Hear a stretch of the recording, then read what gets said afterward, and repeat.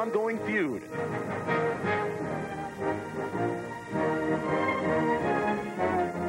Numerous All-Americans have left pieces of their football souls on this hallowed ground.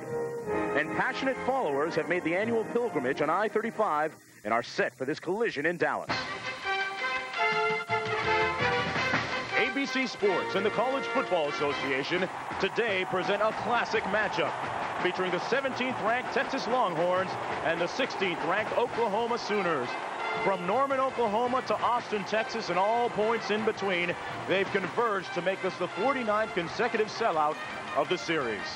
Hello, everybody. I'm Mark Jones, along with Tim Brandt in the house, and welcome to the 89th meeting between these two squads. Tim, starting with Texas, they have a real crisis at quarterback. No question about it. Shea Morenz is hurt. Now, will he play? How much will he play? And how effective can he be? He injured this knee last Saturday, did not practice all week. Folks, he's good enough. He is the difference in this ball game. And personally, I don't believe he will start.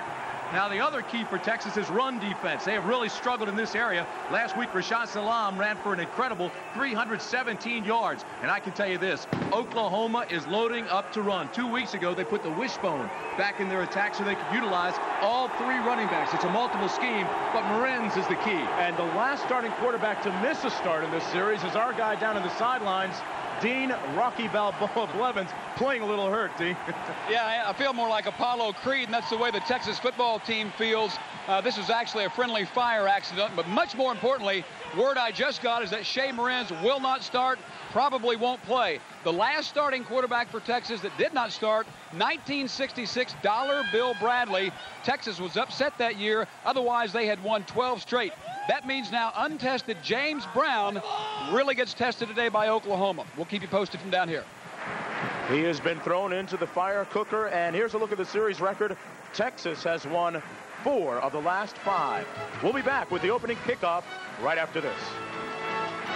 He's the head coach of the University of Texas in his 3rd year at that school, going without the jacket and tie today. And Gary Gibbs is in his 6th year at Oklahoma, the former linebacker at that school, a member of their national championship back in the 70s. We are set for the opening kickoff. Tim, a look at some of the keys. Well, for Texas, simplify and execute for James Brown, because he's the guy that's starting, and he's only had 11 plays, all handoffs. Defensive success, we talked about stopping the run. Oklahoma, they have to get some offensive balance. They've been passing more than they've been running. They don't want that. And confuse and pressure Brown. That's the obvious. You have a young quarterback, get after him, confuse him. This is Phil Dawson kicking off for Texas. P.J. Mills at the goal line for the Sooners. Mills dancing and brought down at the 17-yard line. Starting quarterback is Garrick McGee for Oklahoma. Last week he was 11 of 13, threw an interception on his first pass, then an incompletion, then proceeded to make 11 consecutive completions. So he is on a bit of a hot streak right now. You'll see the full house set, wishbone, backs O'Graham, 3 backs, everything in this new multiple set. First down and 10 for Oklahoma. Ball at the 17-yard line. The backs are Moore and Allen. And we have flags on the very first play. An emotionally charged atmosphere here today at the Cotton Bowl. I believe there was movement before the snap.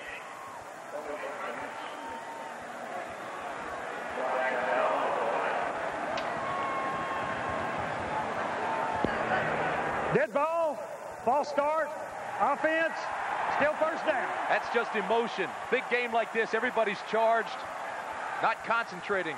Lloyd Dale, our head referee today, making the call. Oklahoma with a lack of discipline when it comes to penalties sometimes, 8 per game. That can cost you in key situations. They hand it off. Tyson King with the big hit right off the bat. Moore lucky to get back over the line of scrimmage that time, picking up maybe 2 yards. A look at the backs and receivers for Oklahoma. Albert Hall set to become one of the top 5 receivers at that school, along with Allen Moore, Alexander, and P.J. Mills. And up front, this is an offensive line that has the potential to be one of the best in Sooner history, but they are inconsistent and underachieving right now. Second down and 14 for Oklahoma. McGee back to pass. Completes it incomplete into the hands of his tight end, Steve Alexander, who flat out dropped it. That's probably been the most or biggest problem area for Oklahoma this year is the tight end. They've been playing all four, so they decided to start Steven Alexander. He's just a freshman. They call him Alexander the Great, but again, that was not good concentration. He should have made that catch. You would think they would have to keep that guy, McGee, out of 3rd and long situations. Earlier, the coaches were telling us that they put him in poor situations early in the year and put too much pressure on him. So they're going to try and alleviate some of that pressure today. 3rd down and long. And more flags. You know, I think this is on the quarterback. I think McGee moved. He was waiting for the snap. It didn't come. He moved. 5 yards, Joe. Still 3rd. Dead ball. False start. So on its opening series, Oklahoma with 2 penalties already. Now Texas won the toss and elected to defer.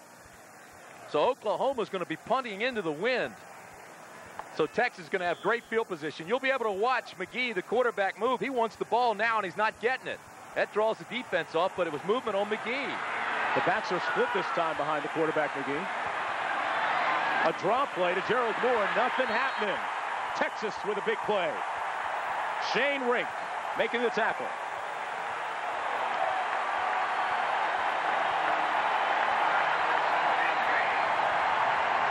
Tim Daughtry into punt now for Oklahoma. Yeah, but the bottom line is, because of that series, Texas is going to have great field position. He's kicking into the wind, any kind of return, and they'll be in Oklahoma territory. He has never punted before, Daughtry has. The regular punter is Scott Blanton. Back for Texas is Jackson. A poor punt, which bounces at the 31-yard line. And it takes a Texas bounce, and Tim, as you mentioned, they will have fantastic field position. A 25-yard punt, nothing on the return.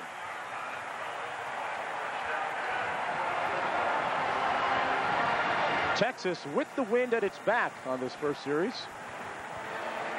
And here comes the quarterback that we talked about earlier. James Brown, number 5. I feel good. He's a 6-foot, 185-pound freshman. He was the top-ranked high school quarterback in Texas.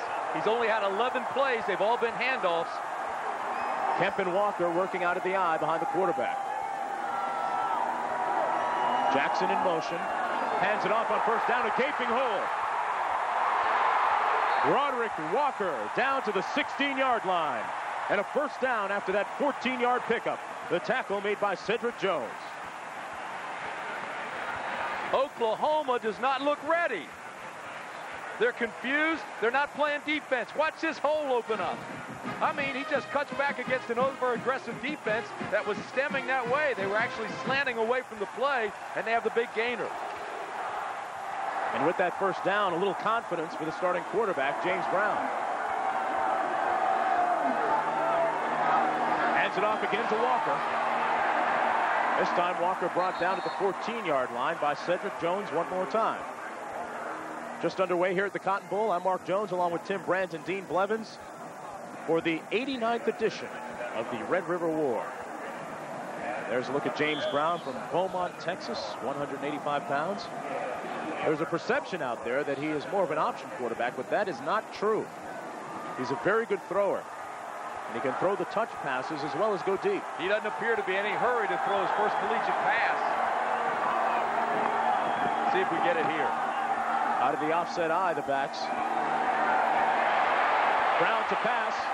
Completes it down to the 10-yard line. That's Juan Kemp, the starting fullback. Kemp, a 5'10", 210-pound senior. Let's meet the backs and receivers for the Texas Longhorns. Priest Holmes, Juan Kemp, Pat Fitzgerald, Lavelle Pinkney is a very rare combination of size and speed, and Eric Jackson, another wideout. Blake Brockermeyer, one of the top left tackles or offensive linemen in the country, period, up front on that Texas offensive line. Brockermeyer bench presses 445 pounds and squats 600 pounds. All men. Third down and 4 to go.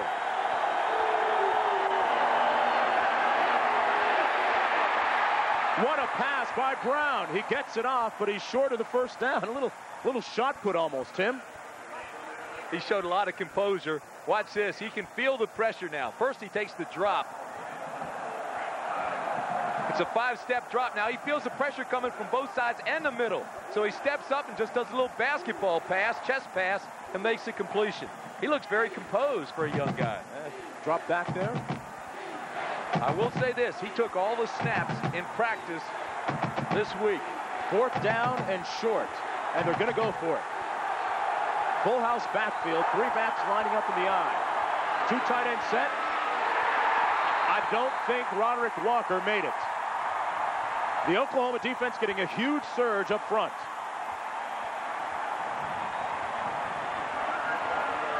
See if this serves as a wake-up call for the Sooners.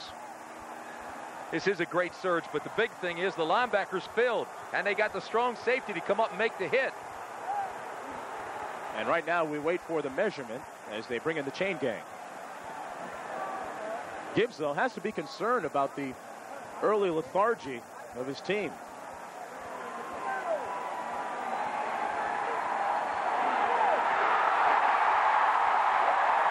Didn't make it.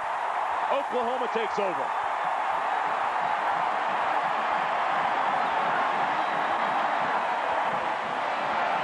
So the first pivotal critical play of the game is made by the Sooner defense. We'll be right back.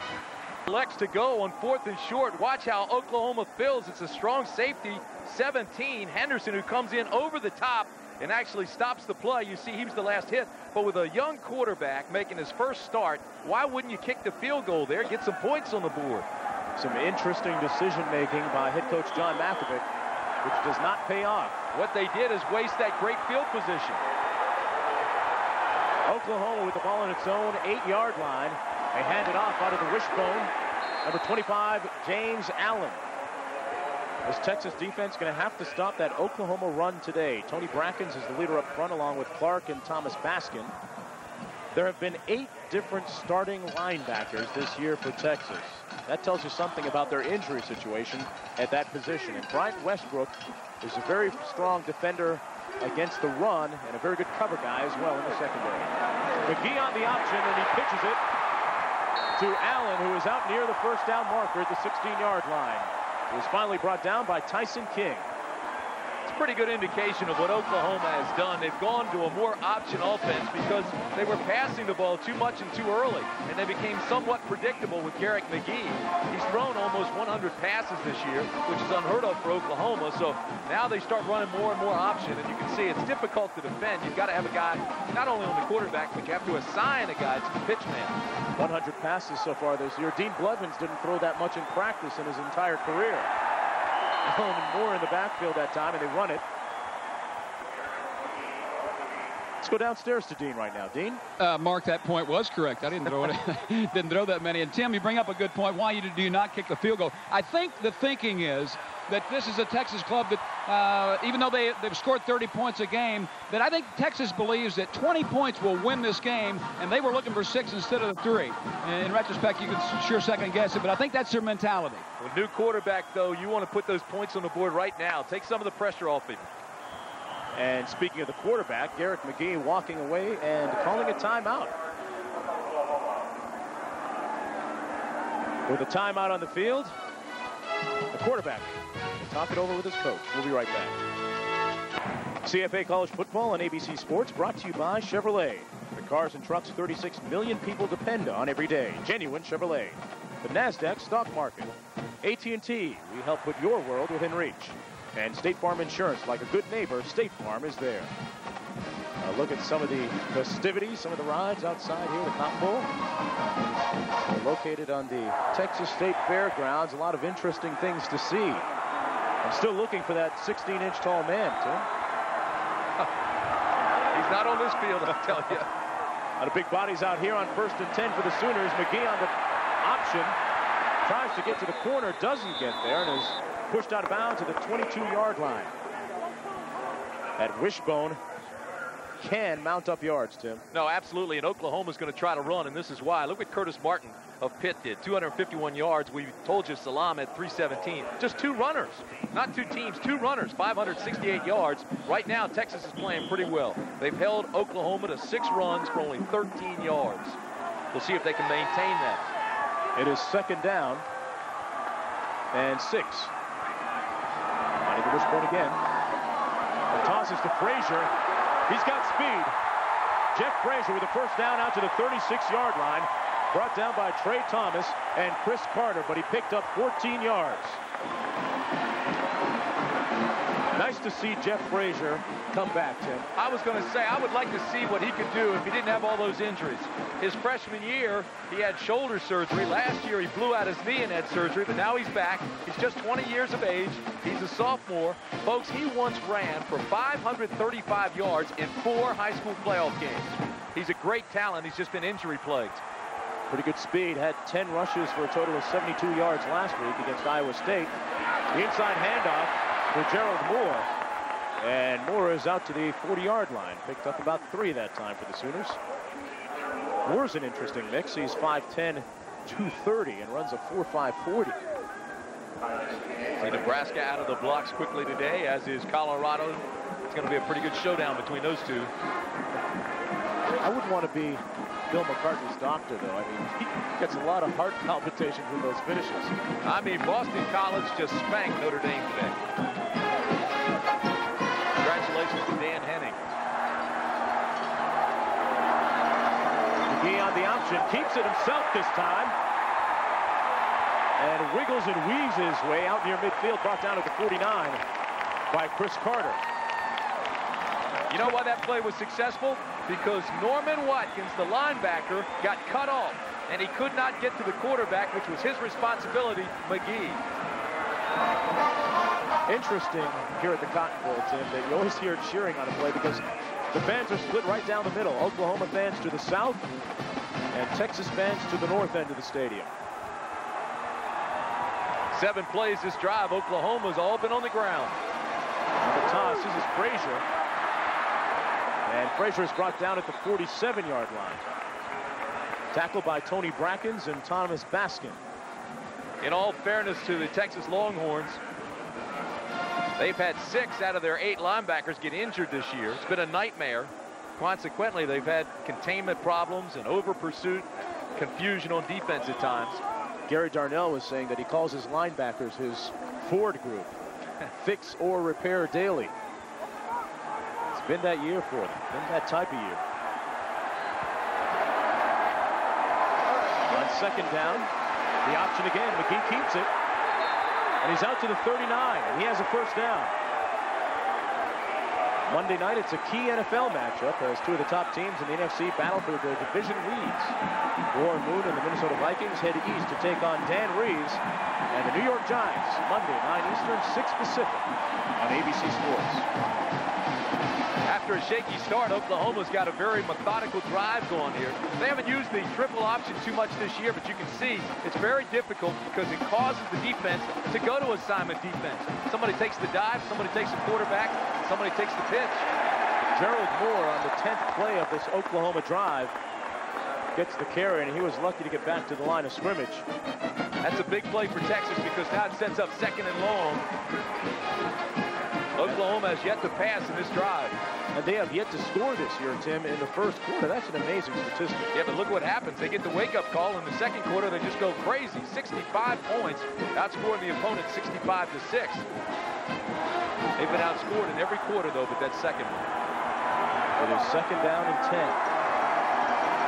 Fumble. Texas has the ball. On a bad pitch intended for Moore, Chris Akins recovers it for Texas.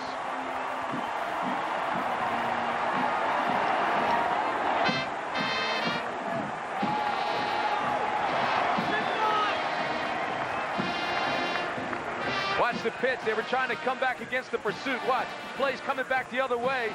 It should have been caught. It looked like the pitch was right there, and Allen had his hands on it, but he bobbled it. Bounced right off of him. You know, they had 10 fumbles all last year. They have 8 already in 4 games. penalties, turnovers, killing Oklahoma. And here comes James Brown on his second series for Texas. And once again, beginning with good field position. And hands it off on first down. That's number 33, Priest Holmes, who last week was hurt against Colorado. Suffered a hip pointer early in the game. And I know that Bevo is concerned about it. He's got his own turf down there. I like that. Bevo's got the life. Just stand around, watch football, and eat. He's on scholarship.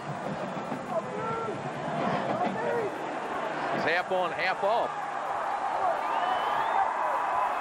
Nose of the ball on the 43-yard line.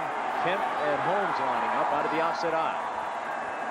6 minutes to play here in the first quarter. Zeros on the scoreboard. Brown on the screen to Holmes. Looking for the kickout block. And Holmes is up near midfield at the 50-yard line. He's about 2.5 yards shy of the first down.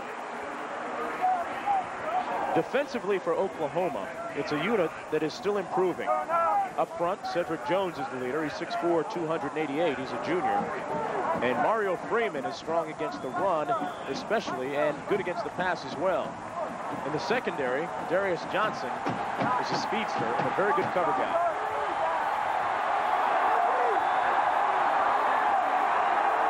Third down and 2 for Texas.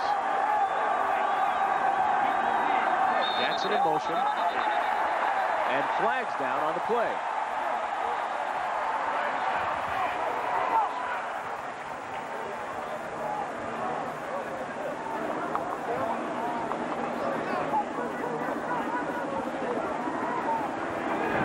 Dead ball. False start. Offense. Still third down. You know, that's the third false start we've had in this ball game.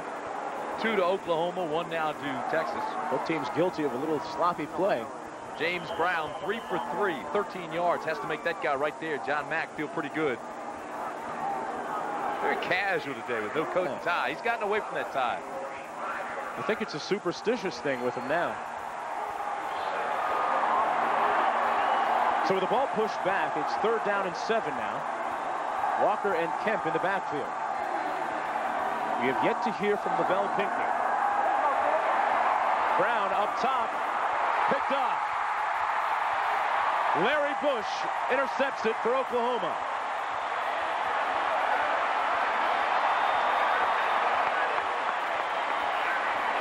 That ball poorly underthrown, Tim. It sure was. You know, as soon as we say he's 3 for 3 for 13 yards, we jinx him. Bad throw. Watch now, if you can just watch his helmet. He's looking to the right, looking to the right, looking to the right. Did look off to the left there for a second, but now throws underneath coverage. They're in a zone. They've got the safety coming from behind, and he got underneath coverage. Now watch this. He just poorly underthrows Jackson, 39. And there he is. Bush, pick, highest point, turnover, Oklahoma. Sooners with the ball on the 34-yard line. Still no score with 4:41 remaining in the first quarter. Terrence Brown in at quarterback now for the Sooners.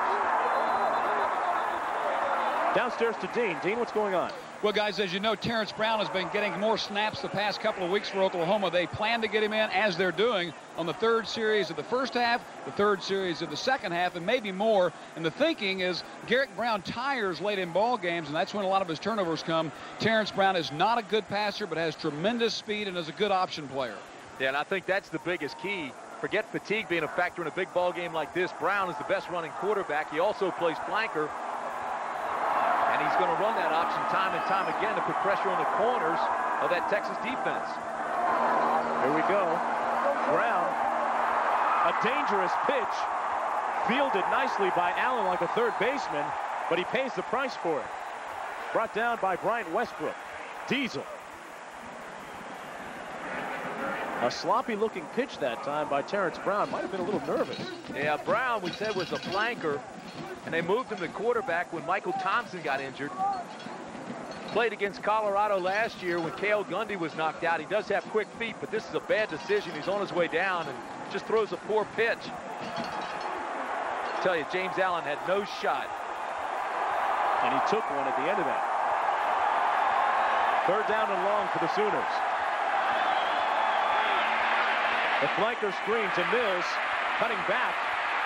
losing ground, looking for a block. Gets one. He ran about 30 yards, but gained about 2. Brought down shy of the first down, and the Sooners will have to punt. Tyson King making the tackle.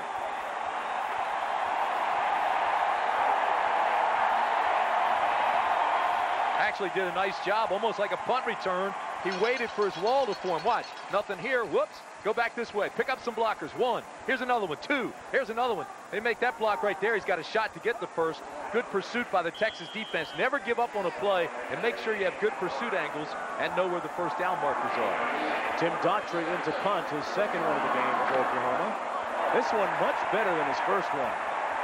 A high punt driving Curtis Jackson back to the 10. And Jackson is brought down at the 15-yard line. So a nice punt by Daughtry of 43 yards.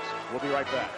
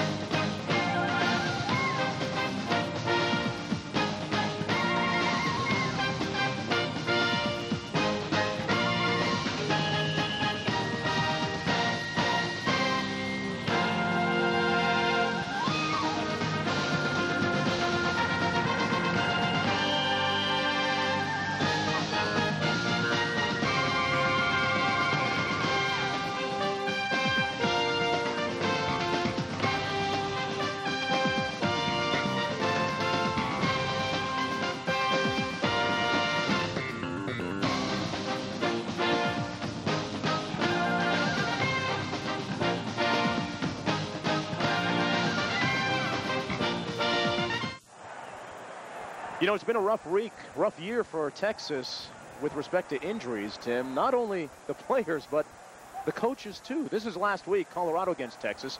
And look what happens to John Mackovic, the head coach, on this play. Keep an eye on 98, Tony Brackens, who will run right into him there. I'm telling you something. John Mackovic, he took the hit of the day. Watch his head snap. Boom! Cut his chin wide open, had to have sutures.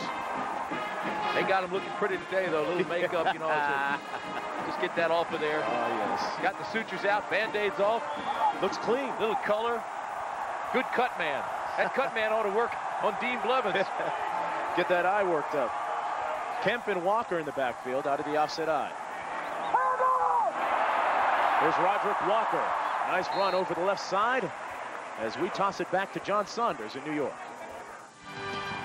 Mark, Auburn at Mississippi State already with a 7-0 lead when Patrick Nix goes back to pass. It finds Frank Sanders. 19 yards on the touchdown. 14-0 for the Auburn Tigers. Mark. Auburn still undefeated under Terry Bowden. What a program. What a team.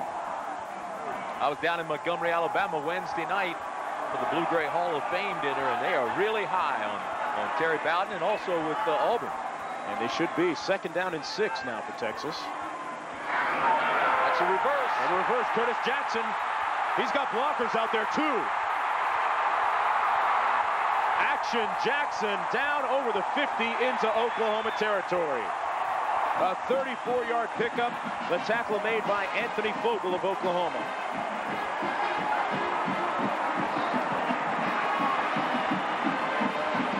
Everything starts to go to the right side. And you can see the defense now already starting to shift, move it, and here we go. Everybody's out of position already. All you got to do is bring it around. You stop it right there, and look, there is nobody there to contain. Now he's got blockers in front of him. He almost broke it all the way. Great play by Texas, knowing that Oklahoma's overcommitting on their pursuit. That 34-yard run, Tim, the longest of the season for Texas. Jackson in motion, the pitch. Walker Down to the 42. So Texas now getting a bit of offensive movement going. Larry Bush making the tackle for Oklahoma.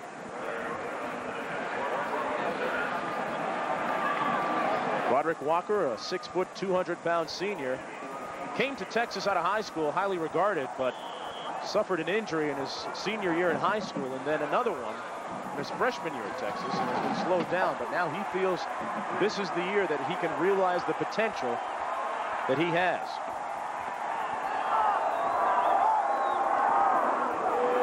And off to Walker. About a yard shy of the first down at the 38-yard line, brought down by Cedric Jones. At the conclusion of today's game, we'll be selecting a genuine Chevrolet Most Valuable Player of the Game from each team. And for the 24th year, the Chevrolet Scholarship Program, $1,000 will be donated to the General Scholarship Fund of each school. So on a sunny afternoon here in Dallas, Texas, on the Texas State Fairgrounds, the first 15 minutes of play end with 2 zeros on the scoreboard. We'll be right back. Back in Dallas, folks, I got to tell you that my two partners, Dean and Tim, tried to sneak on that ride for Children's Fair, but didn't work, did it, Tim? No, I tell you, take more hits on that than you do on the football field with Oklahoma, Texas. That thing will make you sick. Also, don't carry change in your pockets. Well, that'll shake it out. Mark was standing under it with a bucket. The nose of the ball on the 39-yard line for Texas. 3rd down and 2. A fumble. Holmes gets it back, and he's brought down at the 50. So Texas blows it. A tackle made by Simpson. What is the deal here? Watch it, zone blocking. Everybody goes to the right, and he just takes his eye off the ball and looks for a hole rather than first securing the ball, pulling it in, tucking it away, and then locating the hole. Just start running in that direction. You know where the 6 hole is. You just go toward it, but keep your eye on the ball. Twice now, Tim, we've seen backs not be able to get a hand on the handoff and fumble it. Just underway here in the second quarter. Dwayne Bosick into punt. A low line drive punt back to the 10. And the Sooners bring it out to the 12-yard line. A 40-yard punt and 4 on the return by P.J. Mills. Let's go down to Dean. Guys, we've talked about the walking wounded for Texas. One player that is a really significant injury, standing in the black work outfit here, is Mike Adams, the wide receiver kick returner. He is a tremendous football player. He has a knee injury, out 1 or 2 more weeks, but with he and Marenz out, they are really hurting offensively. Well, the quarterback situation, and you mentioned Adams, but you know, Pinckney and Adams, that story's been well documented, but UT also lost Justin McLemore and freshman Wayne McGarity with serious knee injuries. That's their quarterback and top 3 receivers from last year. And it hurts the quarterbacks because they don't have the opportunity to work with any continuity. Oklahoma on the handoff on 1st and 10. James Allen is brought down at the 15-yard line. Colorado still rolling over Missouri. There's the big upset of the day. You know, this is the 3rd time Oklahoma has started inside the 20-yard line this afternoon. Very bad field position. Garrett McGee is back at quarterback now. And he looks to pass. A great diving grab by Albert Hall. A 1st down, Oklahoma. 18 yards on the pickup, and you see why the Sooner coaching staff calls him the leader. Pressure came from Baskins, Clark, and Brackens, number 98. But then watch the pass. He just steps up. He's under pressure, throws it with all arm, and then Albert Hall makes a nice catch. Gain of 18. You know, he averages 15 yards every catch. Excellent speed for Albert Hall, but a nice play by McGee to get it off. McGee hands it off this time on 1st down. Nice cut. And James Allen is off to the races. That's why they call him Lightning.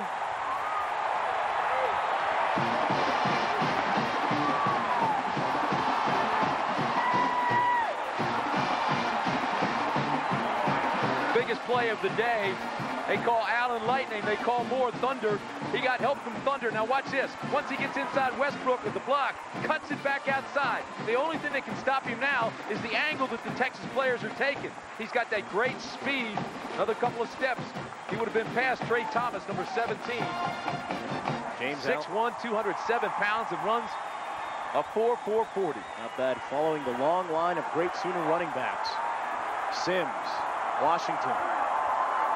On the option, Allen again. Oh, makes a nice shake. And bulls his way down to the 26. You know, Mark, the running backs at times have been reminiscent of the Sooner glory years. I mean, James Allen had 740 yards as a freshman. Jeff Frazier, who returns from that knee injury, he is a tremendous talent. And now they're utilizing it in this multiple sets. So you're right, it is reminiscent of the glory years at Oklahoma. Bad to the bone. Wishbone, it is.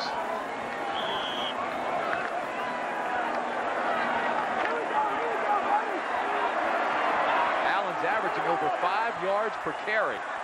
And they line up out of the eye this time. Moore is the fullback, Allen the tailback. Allen again right up the middle. He's brought down to the 23-yard line. Allen coming off a 16-carry, 111-yard performance, 2-touchdown performance last week against Iowa State. Today, 8 rushes for a total of 53 yards. Yeah, and that offensive line's helping him tremendously. You know, it's a huge offensive line. 309-pound Stamps, Cavill's 310, Langston's 270, Overton's 272, and Conrad's 311. And they all have good feet. They can move. The offensive linemen, Tim, in college football seem to be getting bigger and bigger. They hand it off. This is Gerald Moore. Touchdown Sooners.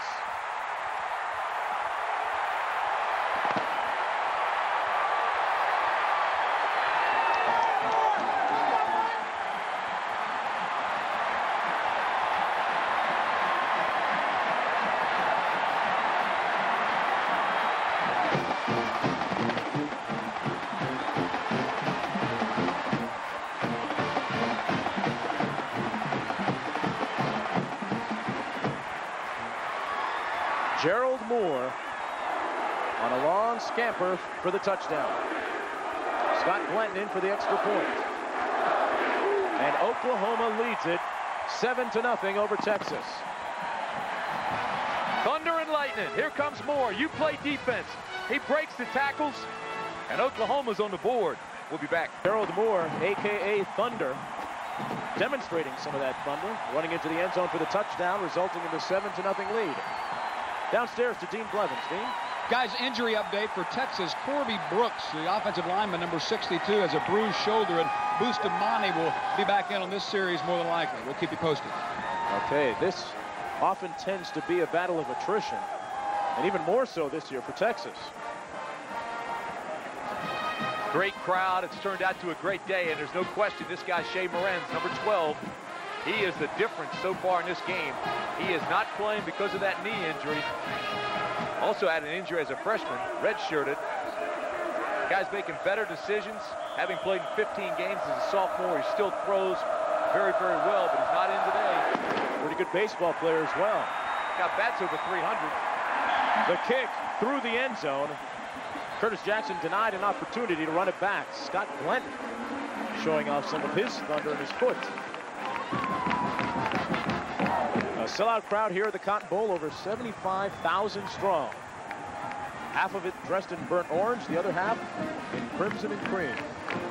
Turned out to be a great day. Yesterday we had a huge thunderstorm. It was raining this morning, but now the sun's coming out. Think we'll see Morenz today? You know, if I'm Coach Makovic, I'm thinking save him for conference play. As big a game as this is, you want to look towards winning the Cotton Bowl or getting to the Cotton Bowl. Little play action. Brown to pass. Fires a dart complete at the 35. That was Eric Jackson with a 15-yard pickup and a first down. Back to John Saunders in New York. Illinois and Ohio State, the Big Ten, and the Illini strike first. Ty Doutherd, 6 yards in this run, spins to the end zone before stretching across. 7-0 the lead. Mark.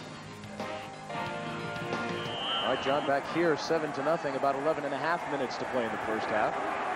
Nice looking pass that time from James Brown. Backs lining up out of the offset eye again. Quick three-step drop by Brown.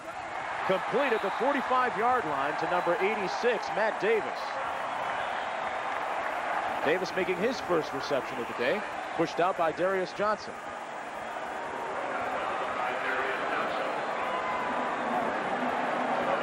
Davis is 6'5", 205 pounds. Pinckney's 6'5". If I'm Texas, I want to isolate them on a couple of those cornerbacks because Darius Johnson of Oklahoma is only 5'9", and Larry Bush, the other corner, is 5'10".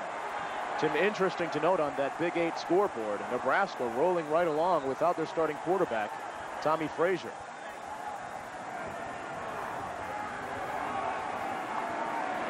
Little counter play this time. Walker, nice pickup of about 7 yards out to the 46-yard line, brought down by Larry Bush. We talked about Frazier. He had surgery, as you know, the other day. We wish him only the best, but he's out for the season, I suspect. Look at the Southwest Conference scoreboard today. Baylor rolling right along. Rice in a close one against Texas Tech. Texas Tech gave Oklahoma a very tough battle a couple weeks ago. I don't know if you believe in statistics telling tales, but under Gibbs at Oklahoma, they're 28-7 when they score first, and they lead 7-0. And they are a second quarter team. Second down and short, play action. Brown wide open at the 40-yard line is Pat Fitzgerald, the tight end, and he has the first down for Texas. A good-looking play by the Longhorns. James Brown really sold the fake on the play action. Boy, did he get great protection that time. He had all day to find his tight end. Fitzgerald, transfer from LA Valley Community College. He's got the best hands for the tight ends, but I mean, look at that protection. Brown just stayed back there and stayed back there. He's now 6 for 7, 45 yards, and that interception. Nose of the ball on the 40-yard line. Another quick three-step drop to the wide side of the field, complete to Lavelle Pinckney, who makes his first catch of the day. This is a guy, Tim, who was out of football for 9 months because of various off-the-field problems. So he is still kind of catching up right now. He's a little bit heavy, too. The coaches would like to see him come down from 245, get down to about 235. But he's still very fast at that weight. I was going to say, even with that weight, he's very, very exceptional in his strength and his speed. He dominates smaller defensive backs. Ball on the 36-yard line. 9:20 to play in the first half. What a hit up front. Salute by Baron Tanner. Juan Kemp had no chance. He's an imposing pass rusher and run tackler. He was not eligible last year, so this sophomore is just developing, but he is nice. 6'5", 305 pounds out of Athens, Texas. Saluted his bench like he was just following orders after, too.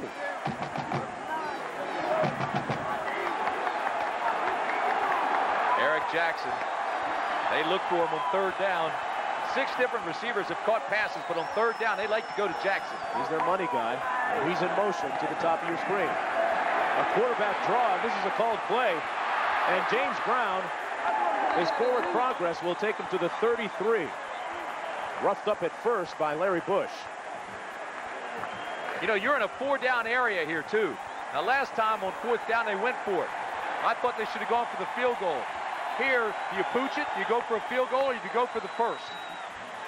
Well, in comes their punter, They're going to pooch it. They're going to try to keep Oklahoma backed up. Phil Dawson, their field goal kicker, has a very strong leg, but the wind is kind of swirling down there, so Makovic choosing instead to go with the punt. Vasek standing on his 49-yard line. Playing defense, be alert for the fake. P.J. Mills for Oklahoma standing on his 10. They're going to try and down it. And they do. It'll be marked at the 7-yard line.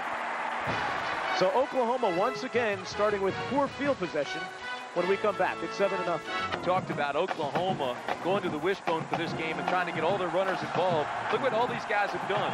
I mean, even Jeff Frazier has 18 yards rushing. A fumble. Again, the Sooners put it on the ground, and Garrick McGee lucky enough to get it back. And Oklahoma still with possession. A little mix-up on the snap. Next week on ABC's college football menu, a double dip for you.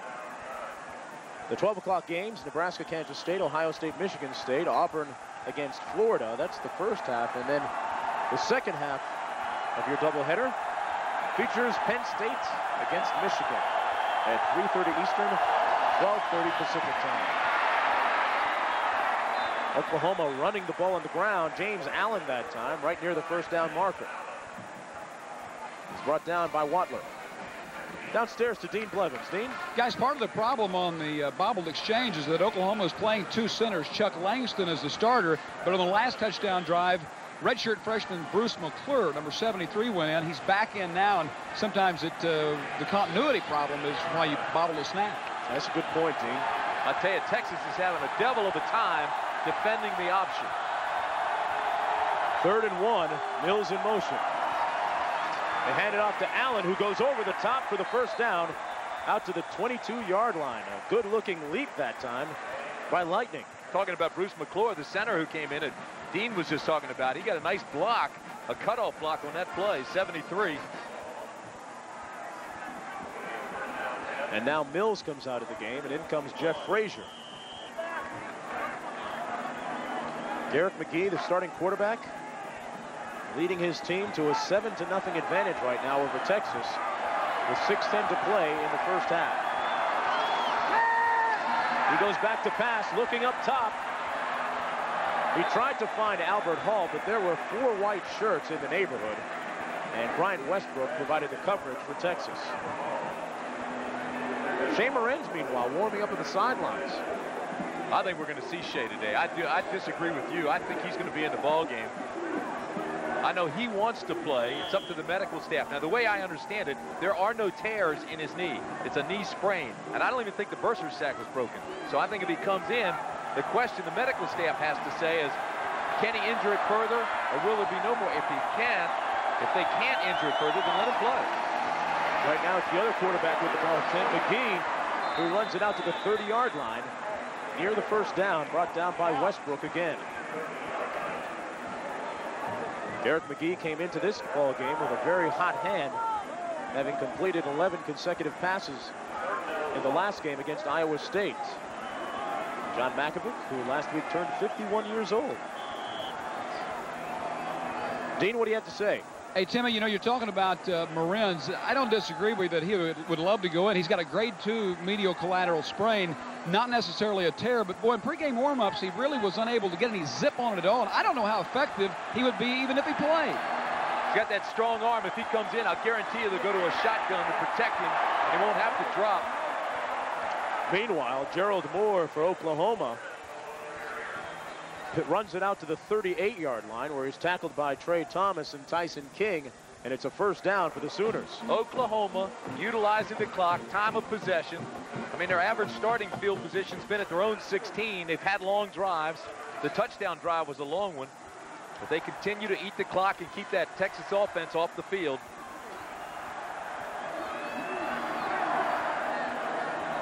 Five minutes to play now in the first half. Handoff is to Allen. And it's going to be a personal foul against Oklahoma. It's going to be on the freshman, Steven Alexander, who let his emotions get carried away. Number 80. He's the talented freshman tight end that we talked about earlier. 6'5", 230.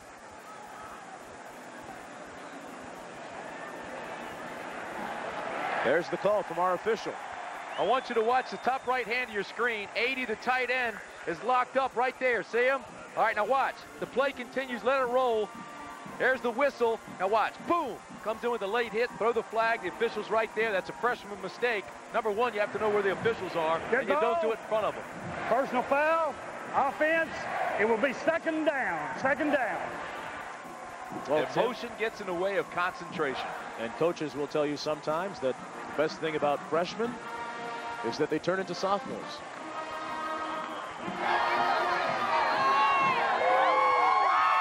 Over 75,000 people watching this one today. Second down and 24. On the option, McGee, a late toss to Moore, who lowers his hat and is brought down at the 27-yard line by two Texas tacklers. Coming up on the Prudential Halftime Report, John Saunders with scores and highlights from all of today's action. And as you saw earlier today on ABC, Boston College upsetting Notre Dame. Second consecutive time.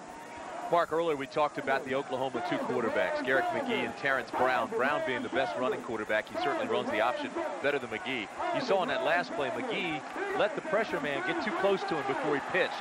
He's got to give that ball to him right now and let him start looking for the corner. This time he tries to set up the screen pass, and it's batted down by number 90, Thomas Baskin, who's pumped up. And the Texas fans dressed in burnt orange and white voice their approval. Oklahoma will punt.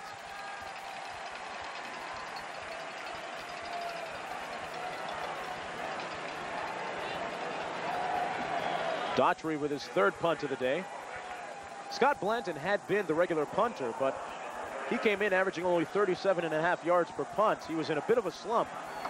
So Gary Gibbs making the switch today. This is Curtis Jackson with a chance to return a punt. Jackson gang tackled at the 32. A 46-yard punt, 5 yards on the return. We'll be back to the Red River War after this. Bush, the injured Oklahoma player, being helped off the field. It's 7-0. Sooners leading the Longhorns with 4:25 remaining in the first half, Tim. Well, we only had that one touchdown. It was Gerald Moore for Oklahoma. Watch how he did it. He's the hammer guy, 230-pounder. They call him Thunder. Watch, he lets everybody go by him. Little hesitation move and breaks the tackle in the secondary by Carter, 16, and then just runs it in for the touchdown. 23 yards. They only score the ball game. Moore, big old Thunder, rolling in. Where do they get those guys? 230 pounds that run 4.5 40s. And nicknamed themselves Thunder and Lightning. The play action from James Brown. Complete to his fullback in the flat, Juan Kemp. Downstairs to Dean. Dean? Guys, the injury to Larry Bush is a hyperextended knee. Tim Denton will take his place. Oklahoma's John Anderson is out for the year with a beat-up knee. And on the other side of the ball, Oklahoma has an offensive lineman injured. That player is Ben Cavell. He has a twisted ankle, and he will probably come back and play a little bit. Jason Comer is in his place. You go from 310 to 320. The Sooners have some big beef offensively. A couple guys staying away from the salad bar. 4:19 to play in the first half. Just give him the dressing and let him go out back and graze. Fitzgerald in motion. They come to the short side of the field, Texas does. That's Roderick Walker. Surratt out to the 48. Walker says he wants a 1,000-yard season. You know, he broke his ankle in high school and was redshirted his first year at Texas. Now as a senior, he's run for 300 yards. It's been a very frustrating career for him. We talked about the long line of talented Oklahoma running backs. Of course, Texas with an equally impressive list of great runners. Guy by the name of Earl Campbell for one. 3:55 to play in the first half. James Brown passing to the tight end, complete right near the first down marker.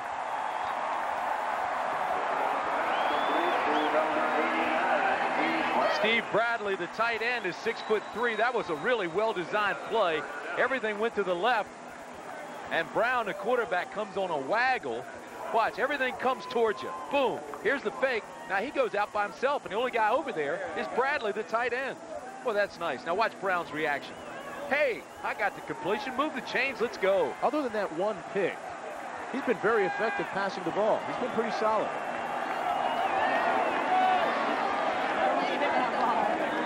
And he's back to pass again in the flat. Walker outrunning the linebacker and out of bounds at the 32-yard line. Wendell Davis pushing him out. Roderick Walker. Call him Sir Rod. Well, tonight it's a movie the whole family will love. Richard Mole, Jason Weaver, and Boy Meets World's Ryder Strong in the world television premiere of Summertime Switch. Then Tony goes undercover to break up a prostitution ring and finds his friend's daughter. Michael Chiklis stars in an all-new commish tonight right here on ABC. 7-0, Texas trailing Oklahoma, but the Horns with the ball at the 32. Walker over the top, and he has the first down at the 28-yard line. 3:20 left on the clock for the first half. Outstanding drive by Texas. They've got the Longhorn fans on their feet. One of the few times today they've been afforded the opportunity of making some noise. The thing that's been impressive is Texas has been moving the ball around. Look at this, wide receivers. They've got 42 receptions this year. Running backs 21, tight ends 13. So they get everybody involved. Saw Bradley make his first catch on this drive as well. Lucas in at fullback now. This is Walker. Walker down to the 30-yard line. Okay, if you're playing defense and you see number 11, Chad Lucas, come in at fullback, you also have to know if you read your game plan and prepared for the game properly. He's a former quarterback. So now that you're down in the 4-down area, watch for maybe a halfback option pass or something like that. At least be alert to it, knowing his history. Texas does have that dimension in their offensive playbook. A little bit of trickery. They ran a double reverse already once today. 2:25 remaining in the first half. Second down and 11 for Texas. Jackson in motion. They run it. And that is Walker. There's a flag down as Holmes takes it out of bounds. Priest Holmes on the carry. It's going to be against Brockermeyer for holding. Big number 78.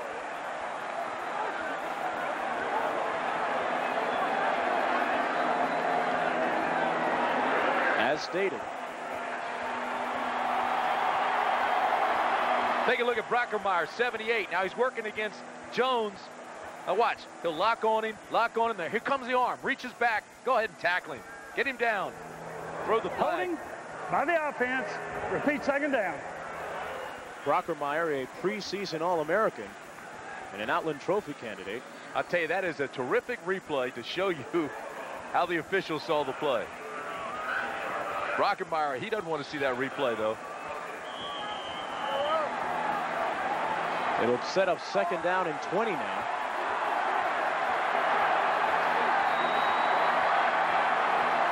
Approaching 2 minutes to play in the first half.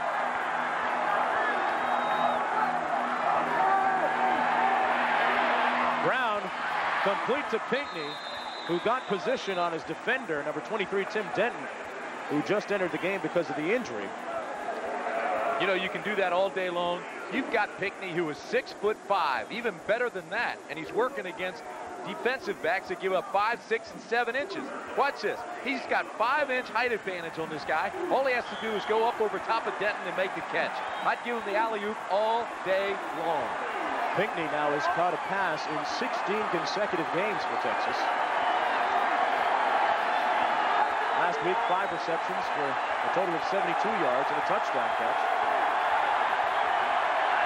Third and long. Holmes and Kemp in the backfield. Out of the shotgun. Brown off the arms of Jackson.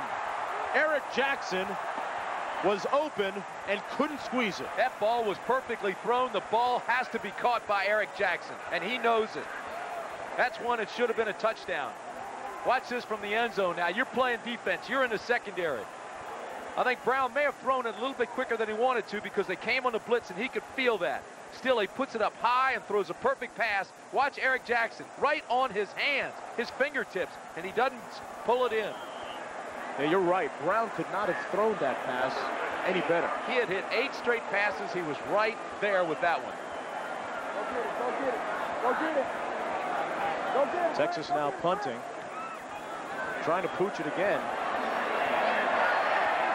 And they do. For the second consecutive time, they get it down deep in Oklahoma territory. A great punt that time by Schultes. Yeah, see, now there is where statistics are misleading. When you read that in his statistical column, it'll say a 30-yard punt. But this is a great pooch. Watch the end of this. Instead of going into the end zone, he's got it backing up. It's like a golf ball checking up on the green. And Oklahoma, once again, with poor field position. Schultes, the freshman. He's got to love that. That's Larry Bush, the 5'10 junior cornerback. Out of the shadows of their own goalposts, Gerald Moore. Out to the 33 and a first down for Thunder. And he's shaken up. They have landed on the ball. A 31-yard pickup by Gerald Moore. Boy, watch this. When he pops through this line of scrimmage, see the linebackers are already caught inside. See 47? He was. So then Thunder just takes it and turns it loose. Moore's got good speed, but he gets caught from behind here, and the teammates are going to dog him a little bit. I think he did come down on the ball and knock the wind out of him. He'll be okay. See, that's a pretty good nickname, Thunder. I wouldn't want to be called Lightning, because they say lightning never strikes twice. Well, if Moore is Thunder and Allen is Lightning, what does that make Frazier? Maybe the Quiet Storm or something like that? 1:25 to go in the first half. Chandler and Allen in the backfield. Here's the wishbone. Along with Frazier. McGee keeps it, electing not to pitch, and is brought down to the 34-yard line. You know, one thing about Garrett McGee, the starting quarterback, he is a very quiet, very reserved, kind of shy young man, but the coaches say he's still respected as a strong leader among his teammates. He comes in with some pretty good credentials, too. All-American at Northeast Oklahoma A&M. 1:09 to play in the first half as Oklahoma leads Texas 7-0. Downstairs to Dean. Dean? Tough news for Oklahoma. Bush, you saw him walking off a moment ago. He will not return. That knee sprain will be evaluated. Will not return. Denton replaces him. Gerald Moore, though, number 7, will return. Just a breath was knocked out. All right, Dean. There we get a look at the timeout situation. You know, we've been talking a great deal about McGee and also Allen and Moore. They call them Thunder and Lightning. We don't want to beat that to death, but those two have gone over 100 yards or combined for 100 yards. 9 straight games now. They have 133 today. Pretty impressive. Yeah, Oklahoma last week racking up 334 yards on the ground. That was a season high to date against Iowa State. 2nd and 9. McGee into the teeth of the defense. Wow. But it's complete for the first down at the 47-yard line to Jason Harmon. Scratch that. It was Steve Alexander. A 12-yard pickup. Now watch the concentration, because Robert Reed, number 40 in white, goes for the interception right here. But Alexander still concentrates enough. He's even blinded by Reed. The ball comes in and he holds on. Nicely done. He's just a freshman. Under a minute to play now in the first half. Ball in the 46. A play fake. Right down the middle again. The same number. Alexander with another first down. And the clock will stop as they move the sticks. A pick up of 14 that time. Well, you've got to like Steven Alexander. He's only a freshman, but he's 6'5", 230. He's only 18 years old. Remember, they've had some great tight ends at Oklahoma. Keith Jackson, Adrian Cooper, Ricky Brady. They all played here. Alexander could be the next great one. Alexander the Great. 40 seconds to go. McGee to pass. In the flat. Complete. Jeff Frazier bounces off one. Frazier does not want to go down. Stopped up at the 25. A 13-yard pickup and another first down. And you know who made that play work? Not only Frazier, but again, it was Alexander who got a key block to spring him after the catch. And the Sooner faithful are voicing their appreciation.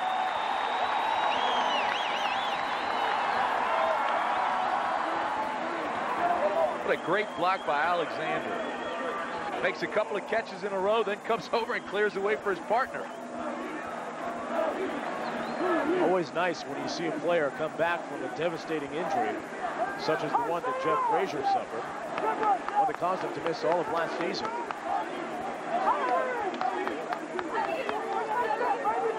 Look at some of the scores from around the country. Don't forget, we have John Saunders with the Prudential Halftime Report coming up. in just a few moments. Gary Gibbs has done a real good job, I think, in turning this Oklahoma team around. And you get the feeling now, Tim, that Oklahoma has really gotten back to where they used to be. Last year, they finished up 9-3. And Gary Gibbs, if you remember, took this program over at a time of tremendous turmoil. How about this number? Gary Gibbs, as a player at Oklahoma, as an assistant coach and a head coach, has a record of 208-48-6. Impressive. Ball at the 26-yard line. 31 seconds to go. That timeout charged to Oklahoma. They have one remaining. Scott Blanton, their place kicker, has a very strong leg, so they're pretty much in range. McGee into the end zone. What a, almost. Man, it was almost a great catch by P.J. Mills. He laid out on that. Couldn't have given it any more effort than he did. Brian Westbrook, the cornerback on that side, just acting like it was no big deal. Garrett McGee had him open, had to lead him a little bit more inside. McGee's 3 for 4, 40 yards on this drive. He's got all kinds of time, plenty of protection. Now here comes Mills. Watch this. He's got Westbrook beaten. Just put the ball inside there and you got the touchdown. Leads him a little bit too much. McGee picked up. He went back to the wrong neighborhood. It's Westbrook. We just talked about him. Brian Westbrook, you know, he held Colorado's Michael Westbrook to just one catch last week. He's tough to throw against. And he's telling McGee, how dare you try me again. And McGee is injured down on the field at the 33-yard line. Garrett McGee is down. And he is writhing in pain. The Oklahoma team captain is on the turf.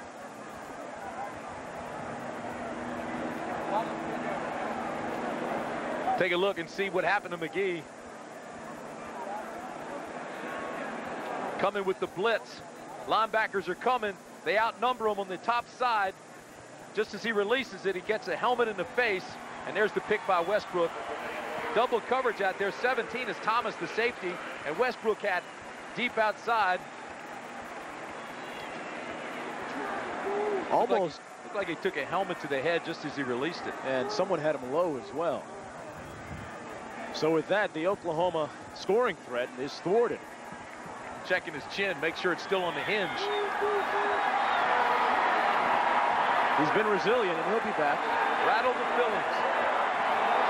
17 seconds to play now in the first half. Brown hands it off on first down. Kemp with about 2 yards. Texas unable to score here in the first half of play in the 89th edition of the Red River War. The Sooners, as the fight song goes, they're Sooner born and Sooner bred. And when they die, they are Sooner dead. But right now, they are extremely alive as Gary Gibbs and his crew go to the locker room with a 7-0 lead. Just a reminder, coming up at halftime, the potential halftime report. John Saunders with plenty of scores and highlights from a very busy Saturday afternoon in college football, as they go into the ramp and down the tunnel to ponder the next 30 minutes. It's 7-0 at halftime.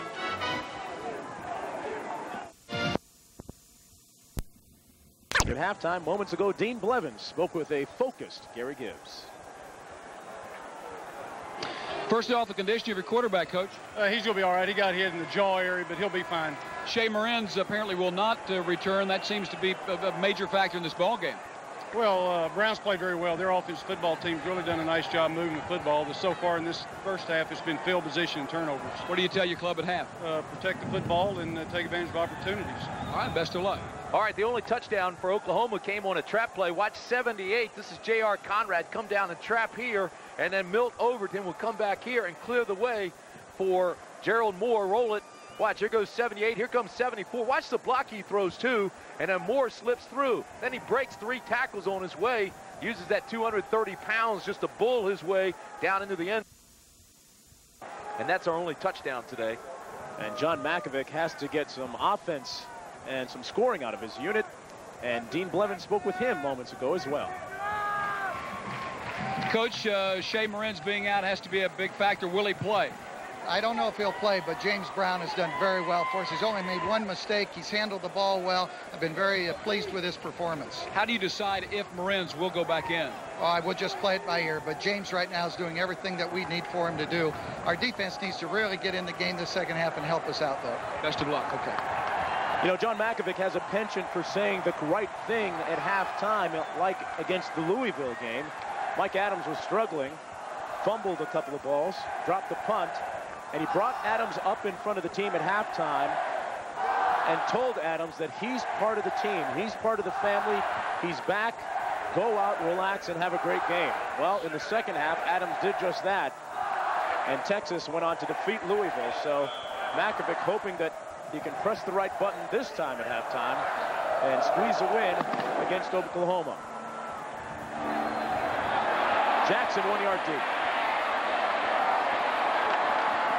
Out to the 18-yard line. And that's where Texas will start off.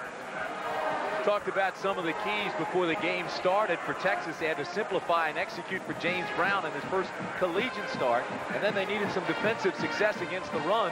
We amplified how they had struggled. You see that Brown comes out pretty well, 11 of 13, 85 yards, and then he did have the one interception. In Oklahoma, just 29 yards rushing, but 189 total yards. They suffered a little bit against the run. James Brown comes out to start the second half at quarterback. He saw his numbers and looked poised and performing. Jackson in motion. With play action, it's a waggle. Wide open to his tight end, Bradley. And Bradley has a first down at the 33-yard line. A pickup of 16 yards. And Tim, a look at the first half numbers. Well, you see they're pretty even play-wise, and yet the time of possession balanced out as well. I thought at one point in the second quarter when we looked at this that it would be dominant by OU on the time of possession, but that balanced out pretty well. But it's been the rushing yards that we talked about just a second ago and the keys to success. Texas has not been able to stop the OU run. 189 yards. And last week they ran for 334 yards. So they are past that pace. First and 10 at the 34 for the Horns. Texas has won 4 of the last 5 meetings against Oklahoma. They run it on the belly play, and a flag is down at the 35-yard line. That was Priest Holmes, brought down by David Campbell. That kind of blocking, they didn't need the Priest. They needed the Monsignor or maybe a Bishop. Couldn't get through. There was absolutely nothing open. But they get the break, the face mask.